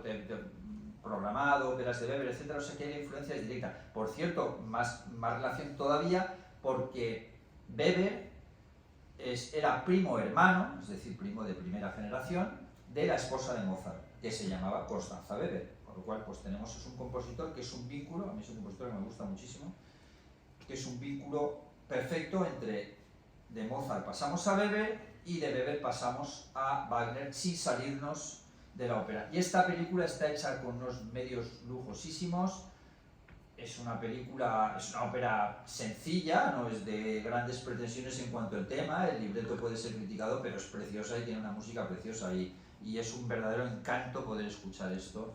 Es de las típicas películas que uno escucharía centenares de veces. Bien, esta es la primera ópera de Wagner, de Fehn o Las Hadas. Ya entramos en Wagner en sí. Las Hadas es una ópera totalmente weberiana, es decir, que quien la escucha dice, pero esto parece Weber. Es una ópera de juventud que no se hace prácticamente nunca, por lo cual, pues bueno, la saco porque es la primera. Esta es La prohibición de amar, y es una producción, como veis en castellano, el título en alemán es Das Liebesverbot, es una producción del Teatro Real de Madrid, que está disponible en la plataforma del Teatro Real, que también tiene una plataforma de ópera, que está bastante bien, tiene cosas interesantes. Bueno, es un teatro de segundo o de cuarto nivel, pero tiene cosas interesantes, y además también tiene de otros teatros que no son tan de segundo nivel. Y esta ópera es curiosísima, porque el título es La prohibición de amar. ¿Qué significa? Se podría poner, mejor dicho, la prohibición de tener sexo, sería la traducción más exacta. Coge una obra de Shakespeare que me encanta, que se llama Medida por Medida, o Measure for Measure en la traducción en inglés, y partiendo del texto de Shakespeare, bueno, no muy adaptado, porque es muy parecida a la historia, muy similar, la trasladación a otro lugar, por la censura, etc. El gobernador prohíbe, bajo pena de muerte, que se tenga sexo fuera del matrimonio y prohíbe toda actividad de relación sexual que no esté destinada incluso a la procreación. Es el extremo más riguroso que pueda haber del rigor sexual cristiano en su fanatismo más grande. A partir de ahí pues se sucede una serie de incidentes, de comedias, de... Es una ópera muy distinta del Wagner que estamos acostumbrados a escuchar, no tiene nada que ver. No es seria, es cómica además, y la producción es muy buena. Aquí la orquesta importa poco, la orquesta del Teatro Real es bastante mala, pero aquí la producción importa poco en cuanto a la orquesta, me refiero, pero está muy bien hecha y es muy agradable de ver. La prohibición de amar. Rienzi. Esta es una ópera que empieza a ser ya más wagneriana, pero no está dentro del canon de Bayreuth. El canon de Bayreuth son las 10 óperas que Richard Wagner dijo que solamente se podrían representar en su teatro. Esa prohibición se la va a saltar Caterina Wagner porque acaba de anunciar que en 2026, dentro de 2 años, Rienzi se va a ofrecer en los festivales de Bayreuth. Wagner no quería saber nada de estas 3 primeras óperas. Y es la ópera que antes hemos mencionado que Hitler dijo que le llevó a entusiasmarse por la carrera política. Pero de nuevo, otra vez, no tiene nada que ver, porque Rienzi era un político, podemos considerar liberal en los términos actuales, estamos en 1340 en Roma, es una historia real, no es una historia de amor, como son otras óperas de Wagner, es una ópera histórica, por así decirlo, lo que se llamaría dentro de la novela histórica. Esta también es súper agradable y fácil de escuchar, no es el Wagner difícil y complejo para muchos de otras óperas que vienen después. Y bien, tiene un enorme interés, y esta producción en concreto está hecha fenomenalmente y completamente ajustada al personaje. Bien, esta es la primera de las óperas ya muy conocidas de Wagner, la primera de las 10 del canon de Bayreuth. Se llama El holandés errante o Der Fliegende Hollander, y sí que es una historia de amor, es una ópera en parte ya muy avanzada, en parte no, en ese sentido pues es imperfecta todavía.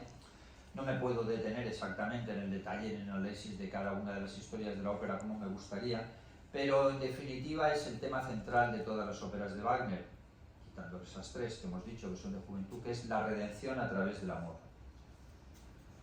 La redención del alma o la salvación a través del amor, o más concretamente la redención del hombre a través del amor de una mujer.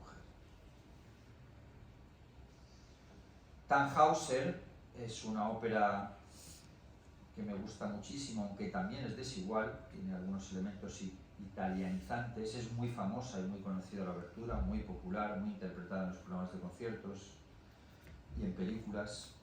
Y aquí tenemos la confrontación entre el amor sexual y el amor platónico, no sexual.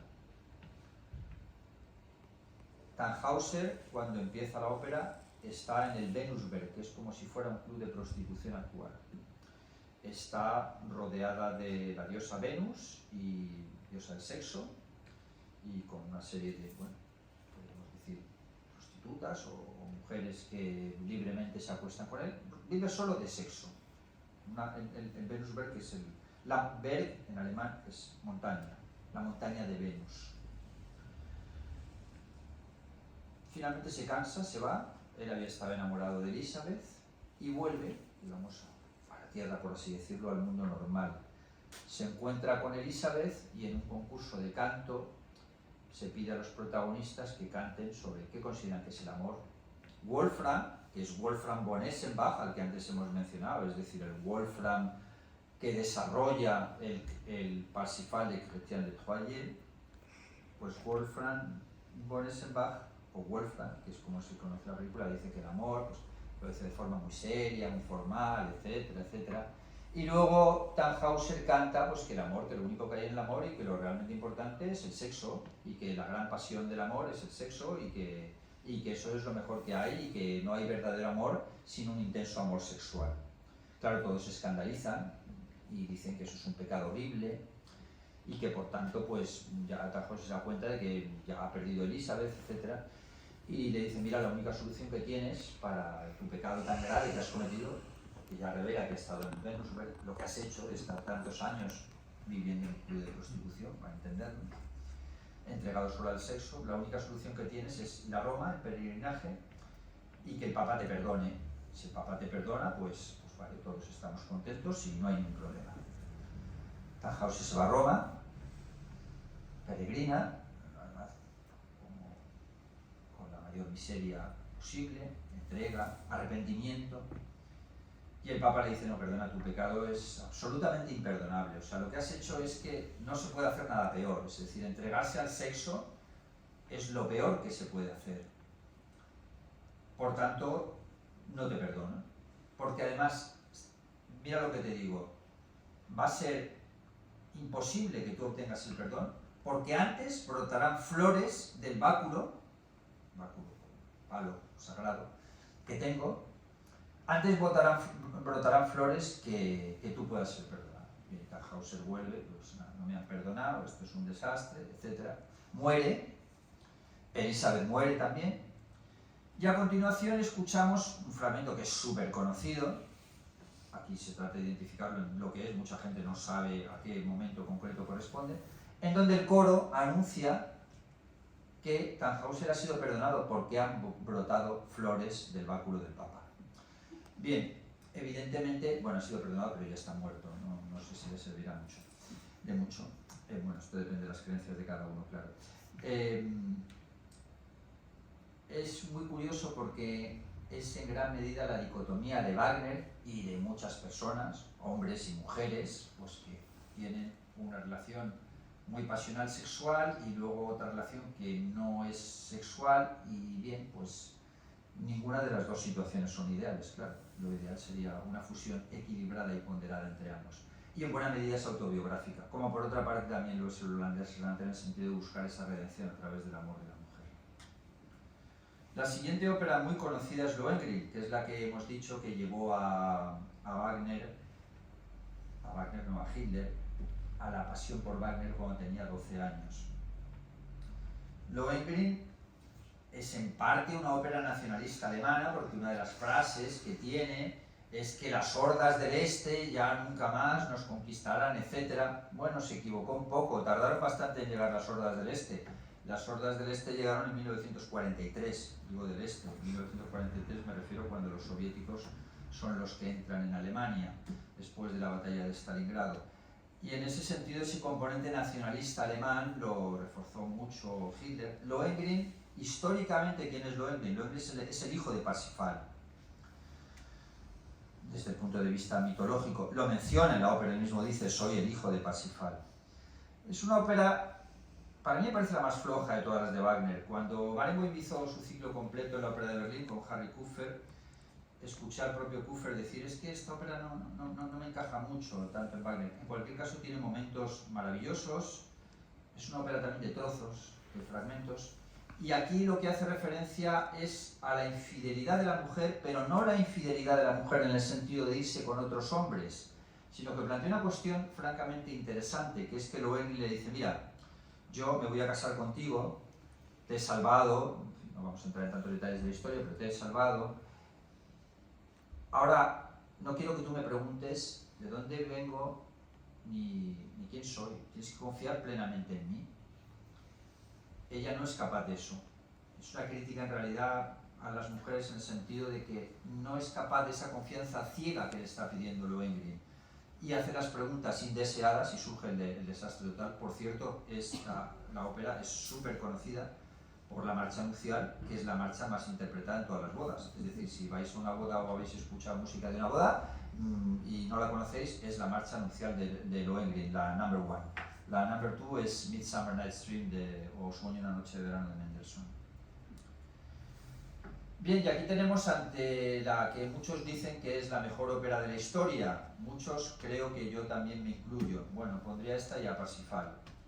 Y esta es una producción absolutamente mágica que hizo Daniel Barenboim con Jean-Pierre Ponel, que por cierto el árbol se parece un montón a los árboles de la plaza de Gabriel Miró, el árbol que utilizaron o los árboles que utilizaron para la producción. Y es el amor interior, no se llega al sexo, pero es la ópera más orgásmica, quitando Lady Macbeth de Shostakovich, en donde el sexo ya se plasma directamente en escena. Aquí hay una intensificación de un clímax que va subiendo, subiendo, subiendo, hasta que los protagonistas parece que van a llegar al orgasmo y en ese momento son descubiertos. La historia es artúrica. La historia también procede de las leyendas artúricas de origen francés, como hemos dicho.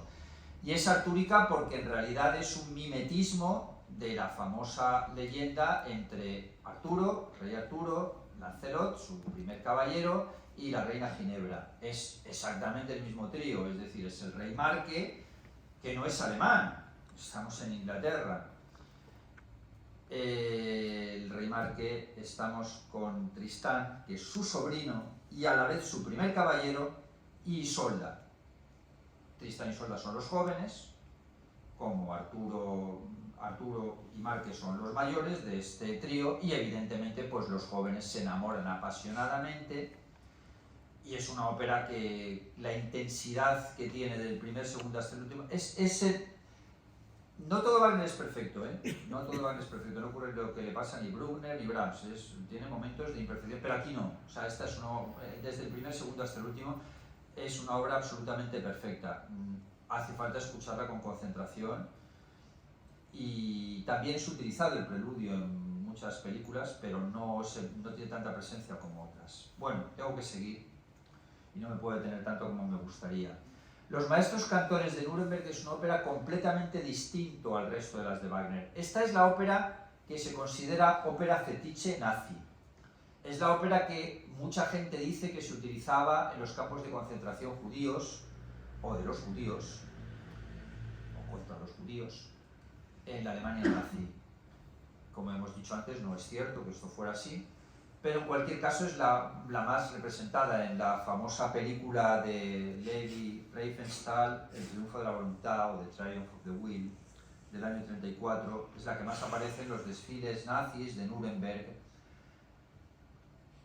y realmente tiene también un componente de nacionalismo alemán, pero un componente de nacionalismo alemán cultural, porque en la última frase dice que lo más sagrado y lo mejor es el arte alemán, y que el arte alemán es superior a los demás. Vale, pues sinceramente, si hablamos de música, yo debo decir, sí, es totalmente cierto y correcto. El arte alemán, la música alemana es completamente superior a la francesa, con todos los respetos a la Maison de France y a nuestro querido presidente, pero es muy superior a la música alemana, a la italiana, a la rusa, a la inglesa y a todo lo que quieras, y especialmente, evidentemente, en el siglo XIX. Y si pensamos en compositores que nos vengan a la cabeza, teniendo en cuenta que Alemania y Austria es lo mismo culturalmente y el mismo idioma, pues seguro que los compositores que nos vienen a la cabeza son alemanes. Fuera de eso, ¿qué es? Es una comedia. En este caso es una ópera completamente distinta. Es una ópera cómica, bueno, una comedia. Muy bien hecha, maravillosa, y desgraciadamente no me puedo detener en el argumento lo que debería, porque ya la hora va siendo bastante avanzada. Os recomiendo su escucha plenamente, y si es con Barenboim mejor. Bien, y aquí pasamos al ciclo más famoso de Wagner, un ciclo que sigue siendo, es un ciclo de 4 óperas y que sigue siendo un superventas estelar, en el sentido de que en cualquier teatro de ópera que se hace, esto se vende enseguida, se venden las entradas y con gran atracción del público, etc. Es además lo fetiche de Bayreuth, porque, bueno, en Bayreuth y en otros sitios, no en otros, sino en todos los sitios del mundo mundial, se representa en 4 días, con lo cual son, caso único en la historia de la ópera, es una ópera en 4 óperas. Le hace el mismo tema, es como una telenovela, en definitiva, bueno, no sé si telenovela no es la palabra adecuada, una serie de televisión sería lo correcto ahora, la terminología que se utiliza ahora. Pues como una serie de Netflix, que por cierto en la BBC lo hicieron muy bien, porque en lugar de hacerlo en tiras de estas de 4 horas, la emitieron a 1 hora por día. Claro, mucho más razonable para la gente. Escuchar 1 hora se lleva bastante mejor que escuchar 4 óperas de casi 4 horas. La primera dura un poco menos, dura 2 horas 40, pero la última dura 4 horas 40 o 4 horas 30, con lo cual sí, pasamos de las 15 horas. Es un único tema que parte de la leyenda de los Nibelungos, famosa leyenda alemana. Hay una película muy buena de Fritz Lang, del año 24, una película muda, pero Cosima prohibió que se utilizara la música de Wagner, una auténtica pena, verdaderamente. Y nadie se le ha ocurrido restaurarla, la verdad que los derechos de autor han pasado con música de Wagner. Bien, pues esa leyenda la lleva Wagner, la reinterpreta a su manera. En esta imagen, desde el principio, el oro del Rin, la primera, tenemos a Albrecht, que roba el oro del Rin. Estas, las chicas, son las hijas del Rin, que están nadando por el Rin, le seducen a Albrecht, roba el oro del Rin, pero lo que quiere es conquistar el poder sobre el mundo. Y para robar el oro del Rin y conquistar ese poder sobre el mundo, tiene que maldecir el amor. Otra vez vamos al tema del amor. ¿Qué significa esto? Albrecht lo define muy bien, lo explica muy bien. Bueno, no tendré amor, pero con todo el dinero que voy a tener, podré tener todo el sexo que quiera. Bien, sí, evidentemente con mucho dinero se puede tener mucho sexo, es evidente. Que se pueda tener mucho amor ya no está tan claro. O por lo menos amor verdadero. Bien, cuando la ópera empieza, Albrecht roba el oro del Rin. Al robar el oro del Rin, Albrecht, nos encontramos con la situación de que Albrecht consigue formar o forjar, más que formar, un anillo. Se lo hace Mime. Ese anillo da el poder sobre el mundo, el control sobre el mundo. Cuando Wotan, ¿quién es Wotan? El dios Wotan es el dios de la mitología germánica. Wagner no era cristiano, y estas óperas son de mitología germánica precristiana, o sea que no tienen nada de cristianas. Es el dios Wotan, no tiene nada que ver con la Biblia ni con nada, por supuesto, es un dios germánico, o del norte de Europa, digamos. Wotan se entera que Albrecht tiene el anillo y claro, piensa, esto va a ser un desastre porque bien, los dioses germánicos, igual que los dioses griegos, son mucho más humanos que los dioses o el dios en singular cristiano. Mucho más humanos en el sentido que pues, pasan por la tierra, tienen formas humanas, etc. Pues Wotan, indignado con esta actuación de Albrecht, o más que indignado, muy preocupado, opta por robarle es la palabra literal, el anillo a Albrecht. Albrecht lo termina maldiciendo ese anillo. Simultáneamente aparecen otros personajes que son personajes de la tierra. Albrecht es un nibelungo, con lo cual los nibelungos son los que están debajo de la tierra, los dioses están encima de la tierra, y los personajes terrestres, por así decirte, son 2 gigantes que se llaman Fafner y Fasolt. ¿Qué decide Wotan? Los gigantes le han construido un castillo y como pago de sus servicios quieren llevarse a una diosa que se llama Freya. Trato de no hacerlo muy largo. En un momento dado, los gigantes dicen, bueno, en lugar de Freya, queremos el anillo. Wotan ha firmado un pacto. Wotan está sometido por los pactos, está sometido por los contratos, no por la ley de los contratos terrestres, sino por la ley divina. Wotan, el dios, no puede romper un contrato. Le ha robado el anillo a Alberich porque es un niveluco, pero con los gigantes tiene un contrato, gigantes terrestres. Y finalmente acepta entregar el anillo. Se lo entrega el anillo a los gigantes. Los gigantes, terminando ya el oro del Rin, se matan entre sí. Bueno, Fafner mata a Fazor y se queda el anillo. Segunda ópera, La Valquiria. Cuando empieza La Valquiria han pasado 20 años de la situación anterior. Wotan ha tenido hijos, unos cuantos. Ha tenido hijos terrestres, con una terrestre que se llaman Sigmundo y Siglinda, que son una pareja de mellizos. Y ha tenido a la vez hijos con una diosa, con la diosa de la tierra llamada Erda. Ha tenido 7 hijas, una de ellas es la famosísima Brunilda. Cuando empieza la Valquiria nos encontramos a Siglinda, terrestre, terrenal, mejor, me gusta más terrenal que terrestre, en una casa normal, terrenal, con su marido Hunding, y aparece Sigmund. No se conocen, aunque son mellizos no se conocen, pero las mujeres, como en Wagner y en general en la vida, son mucho más listas que los hombres y van varios pueblos por adelantado, se da cuenta que es su hermano mellizo. Aunque se da cuenta que es su hermano mellizo, él no se da cuenta de lo mismo, él se deja llevar por la pasión sexual o el atractivo sexual, se acuesta con él. Ahí termina el primer acto, que es apasionado, tan apasionado como el Tristán y Isolda o más. Bueno, más es difícil, pero es absolutamente apasionado, dedicado a Matilde Wesendonck y escrito en el mismo momento histórico. Cuando empieza, en ese final del primer acto, ellos se acuestan. Cuando empieza el segundo acto, nos hemos trasladado al mundo de los dioses. Y en ese mundo de los dioses, la diosa del matrimonio, que se llama Frigga, y que es la esposa de Wotan, está absolutamente indignada con Wotan. ¿Por qué está indignada? Primero, no le parece muy bien que haya andado haciendo hijos por ahí, ¿no? A ninguna mujer le parecería bien, eso hasta ahí completamente lógico, pero eso tampoco lo lleva tan mal. Lo que le parece absolutamente indignante es que ella, que es la diosa del matrimonio y destinada a proteger el matrimonio, se encuentre con que esa institución sagrada del matrimonio ha sido rota por 2 hermanos mellizos que se han acostado y han mantenido relaciones sexuales. Claro, Siglinda ha dejado a su marido para irse con su hermano mellizo. Claro, no puede haber mayor contradicción al matrimonio, porque no, en principio la atrocidad, desde un punto de vista de la moral cristiana, germánica antigua, la que queramos, no puede ser un atentado más grave, porque, vamos a ver, 2 hermanos mellizos manteniendo relaciones sexuales con posibilidad de engendrar un hijo.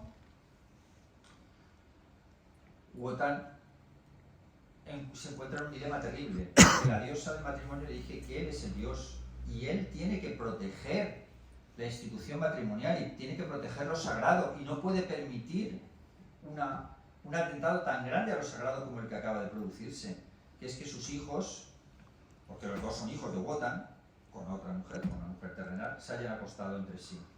Y que tiene que hacer algo para que en la batalla que viene entre Hunding, el marido de Siglinda, y Sigmundo, el hermano de Siglinda, gane Hunding, porque los dioses controlan lo que pasa en la Tierra. Los dioses pueden hacer que aquí pase una cosa o pase otra, son dioses muy activos, no como el que tenemos, que, bueno, no parece tan activo, en fin. No es ninguna crítica, es un comentario objetivo, simplemente se trata de que son dioses activos que intervienen, que deciden el destino de la gente de acuerdo con esta mitología germánica. Bien, Wotan ha ordenado a su queridísima hija Brunilda, que en este caso es hija divina porque la ha tenido con una diosa, con otra diosa, no con su esposa, que proteja en la batalla a Sigmundo. Pero tras hablar con su esposa, retira esa orden.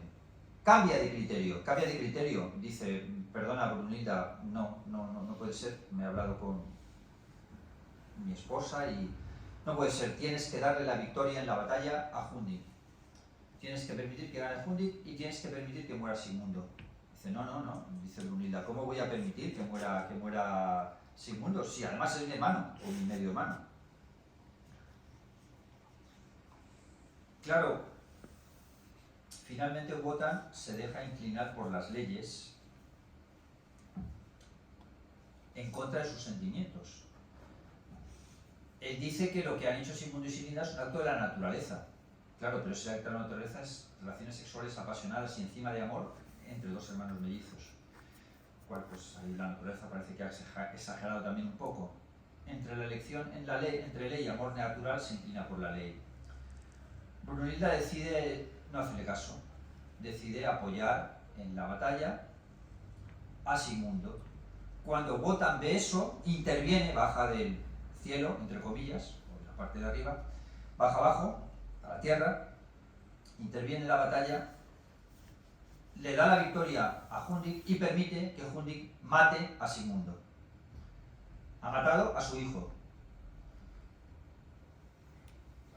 Y ha creado una situación terrible para él mismo, porque a partir de ese momento el Wotan, que es el protagonista esencial del anillo, porque es el dios, Wotan entra en una gravísima depresión.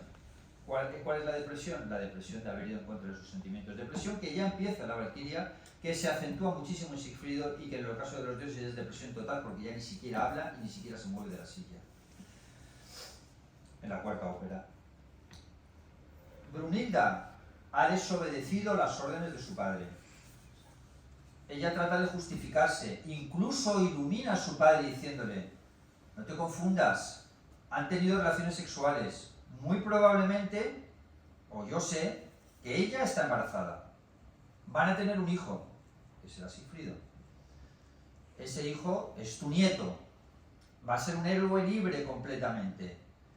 Apóyales, porque, bien, ya está muerto Sigmundo y no me puedes castigar.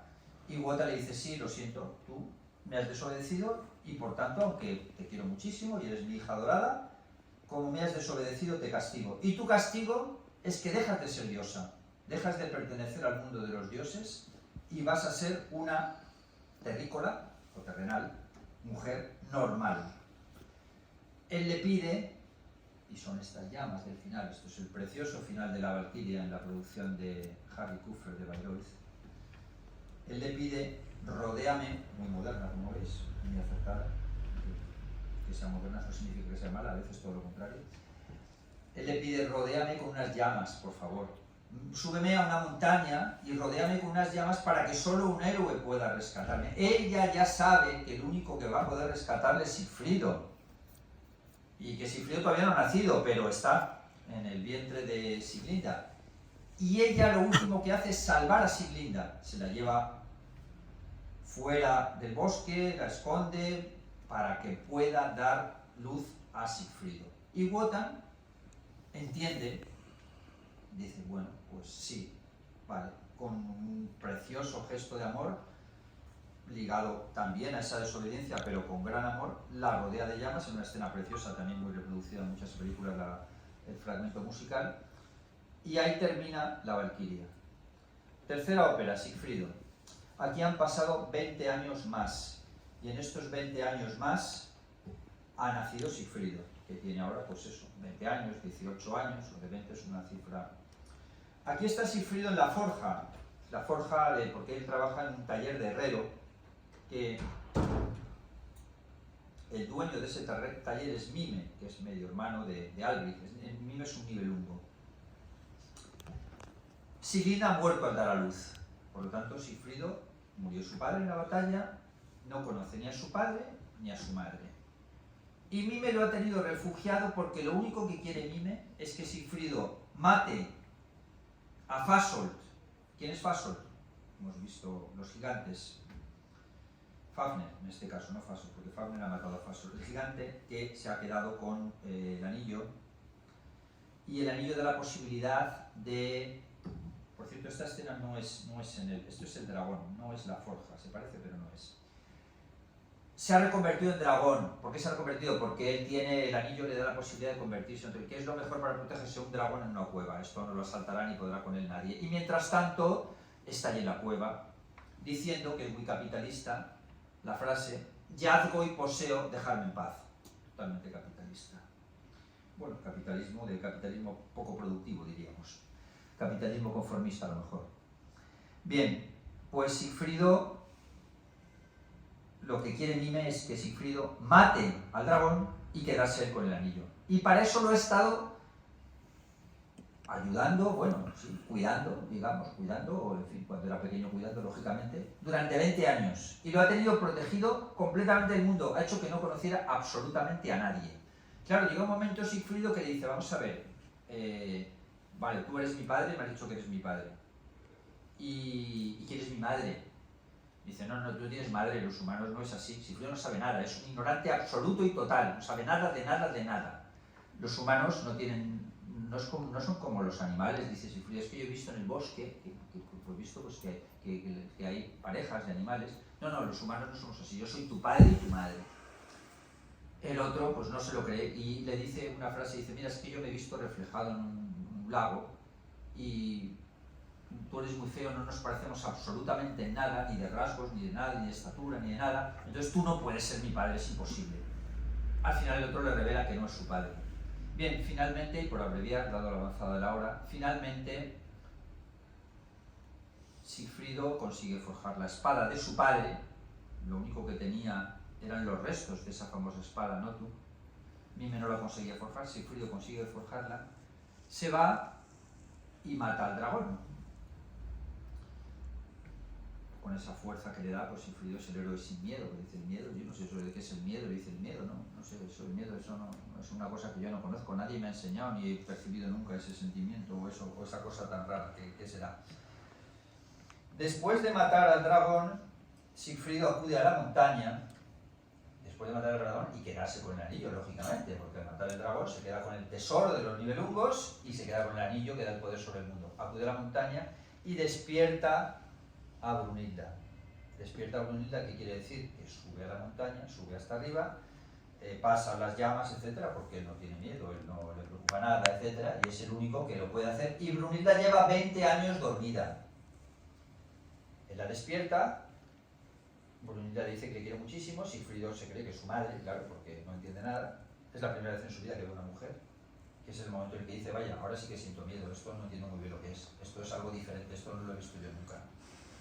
Y bien se enamora, claro, entre otras cosas, porque tampoco había conocido primavera, por así decirlo, es la primera mujer que ve. Se enamora y le entrega el anillo de los Nibelungos a Brunilda como prenda de amor. Y se acaba la ópera. Last but not least, ya sé, la última pero no menos, y lo de least aquí nunca menos dicho porque es la mejor de todas las óperas del anillo, muy reproducida, es la de la marcha fúnebre de Sigfrido, etc. Götterdämmerung es o el ocaso de los dioses, la traducción castellana, o caída de los dioses, es la ópera más compleja de todas las del anillo, es una ópera muy larga, 4 horas 30, 4 horas 40, pasan muchas cosas, tantas cosas como las otras tres juntas, con lo cual tampoco me da aquí para explicarlas todas, pero resumiendo e yéndonos a lo básico, la lucha es por el anillo. Como siempre pasa en Wagner y en la vida, pues hemos entrado en nuevas generaciones, ahora ya está Sigfrido, pero es que Albrich ha tenido un hijo, Albrich era Nibelungo al principio, el que está al principio, el que había robado el oro del Rin. Desde que le han quitado el oro del Rin, desde que Wotan se lo ha robado, o el anillo forjado con el oro del Rin, está obsesionado con recuperar el anillo. Ha tenido un hijo, sin amor, claro, porque ya hemos visto que se había vendido, al amor había renunciado.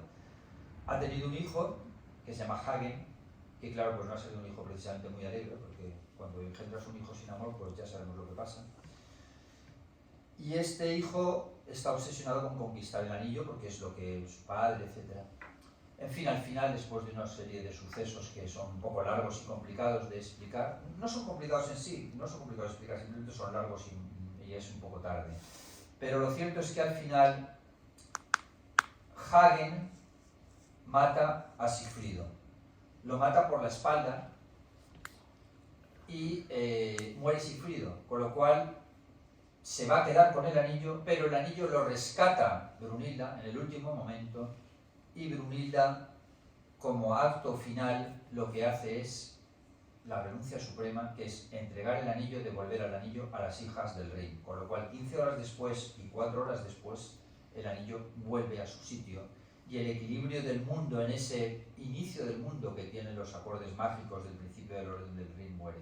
El fragmento final del Ocaso de los Dioses es de lo más espectacular que ha escrito Wagner y de los más espectaculares y maravillosos de la historia de la música.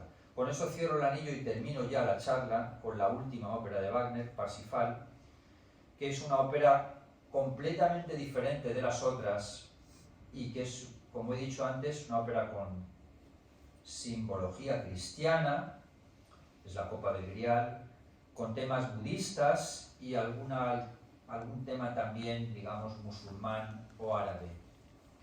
Podemos decir que no hay nada de judío en la ópera, tampoco hay nada de antijudío, no creo que la ópera pueda considerarse antijudía por no incluir elementos judíos. Y en cualquier caso los elementos árabes son muy disimulados, digamos, o simplemente mencionados y tienen una importancia menor.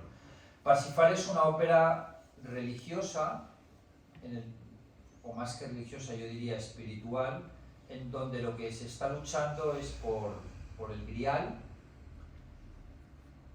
que se ha perdido otra vez, vuelve el tema sexual y la tentación sexual. Los caballeros del Grial, que están situados en España, en Huesca, según otras versiones, como se habla de Montsalvat, pues el santuario de Montserrat en Barcelona, la película de Mangravé lo sitúa claramente allí, incluso las escenas se graban allí. Los caballeros del Grial son los que custodian el Grial. El caballero del Grial, el líder de los caballeros del Grial, es Amfortas.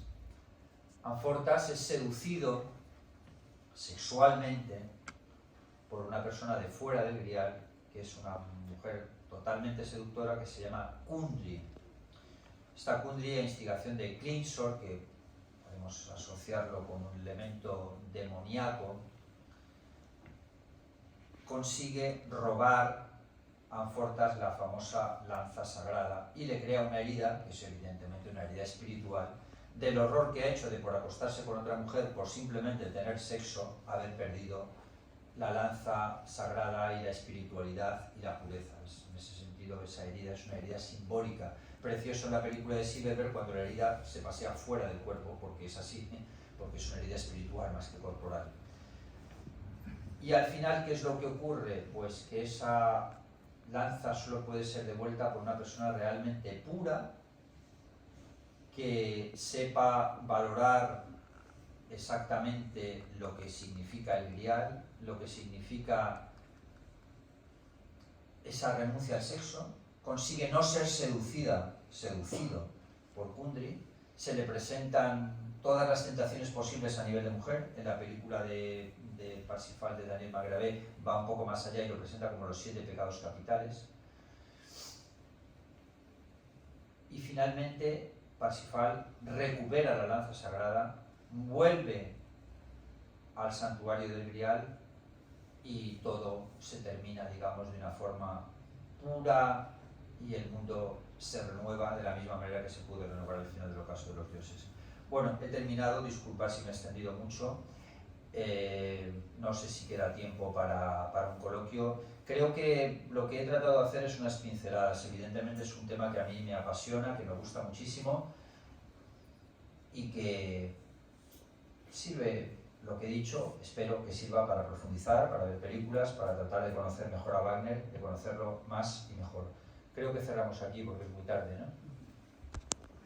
Vale, pues muchas gracias a todos por haber venido, muy amables.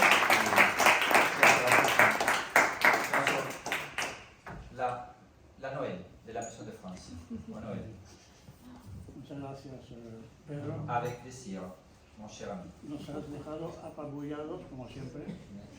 Un poco más que siempre. Y vamos a... O sea, si quieres, habla del micrófono si quieres, no se te van a oír. No, eso. Vale. Yo personalmente... ¿Funciona? Toma, gracias.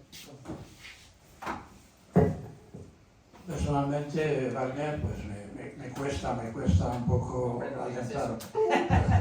No desanimes la peña. Me costaba, ¿no?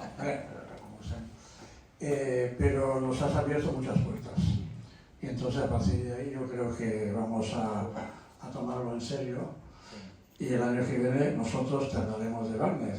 Vale. Muy bien. Bueno, muchas gracias.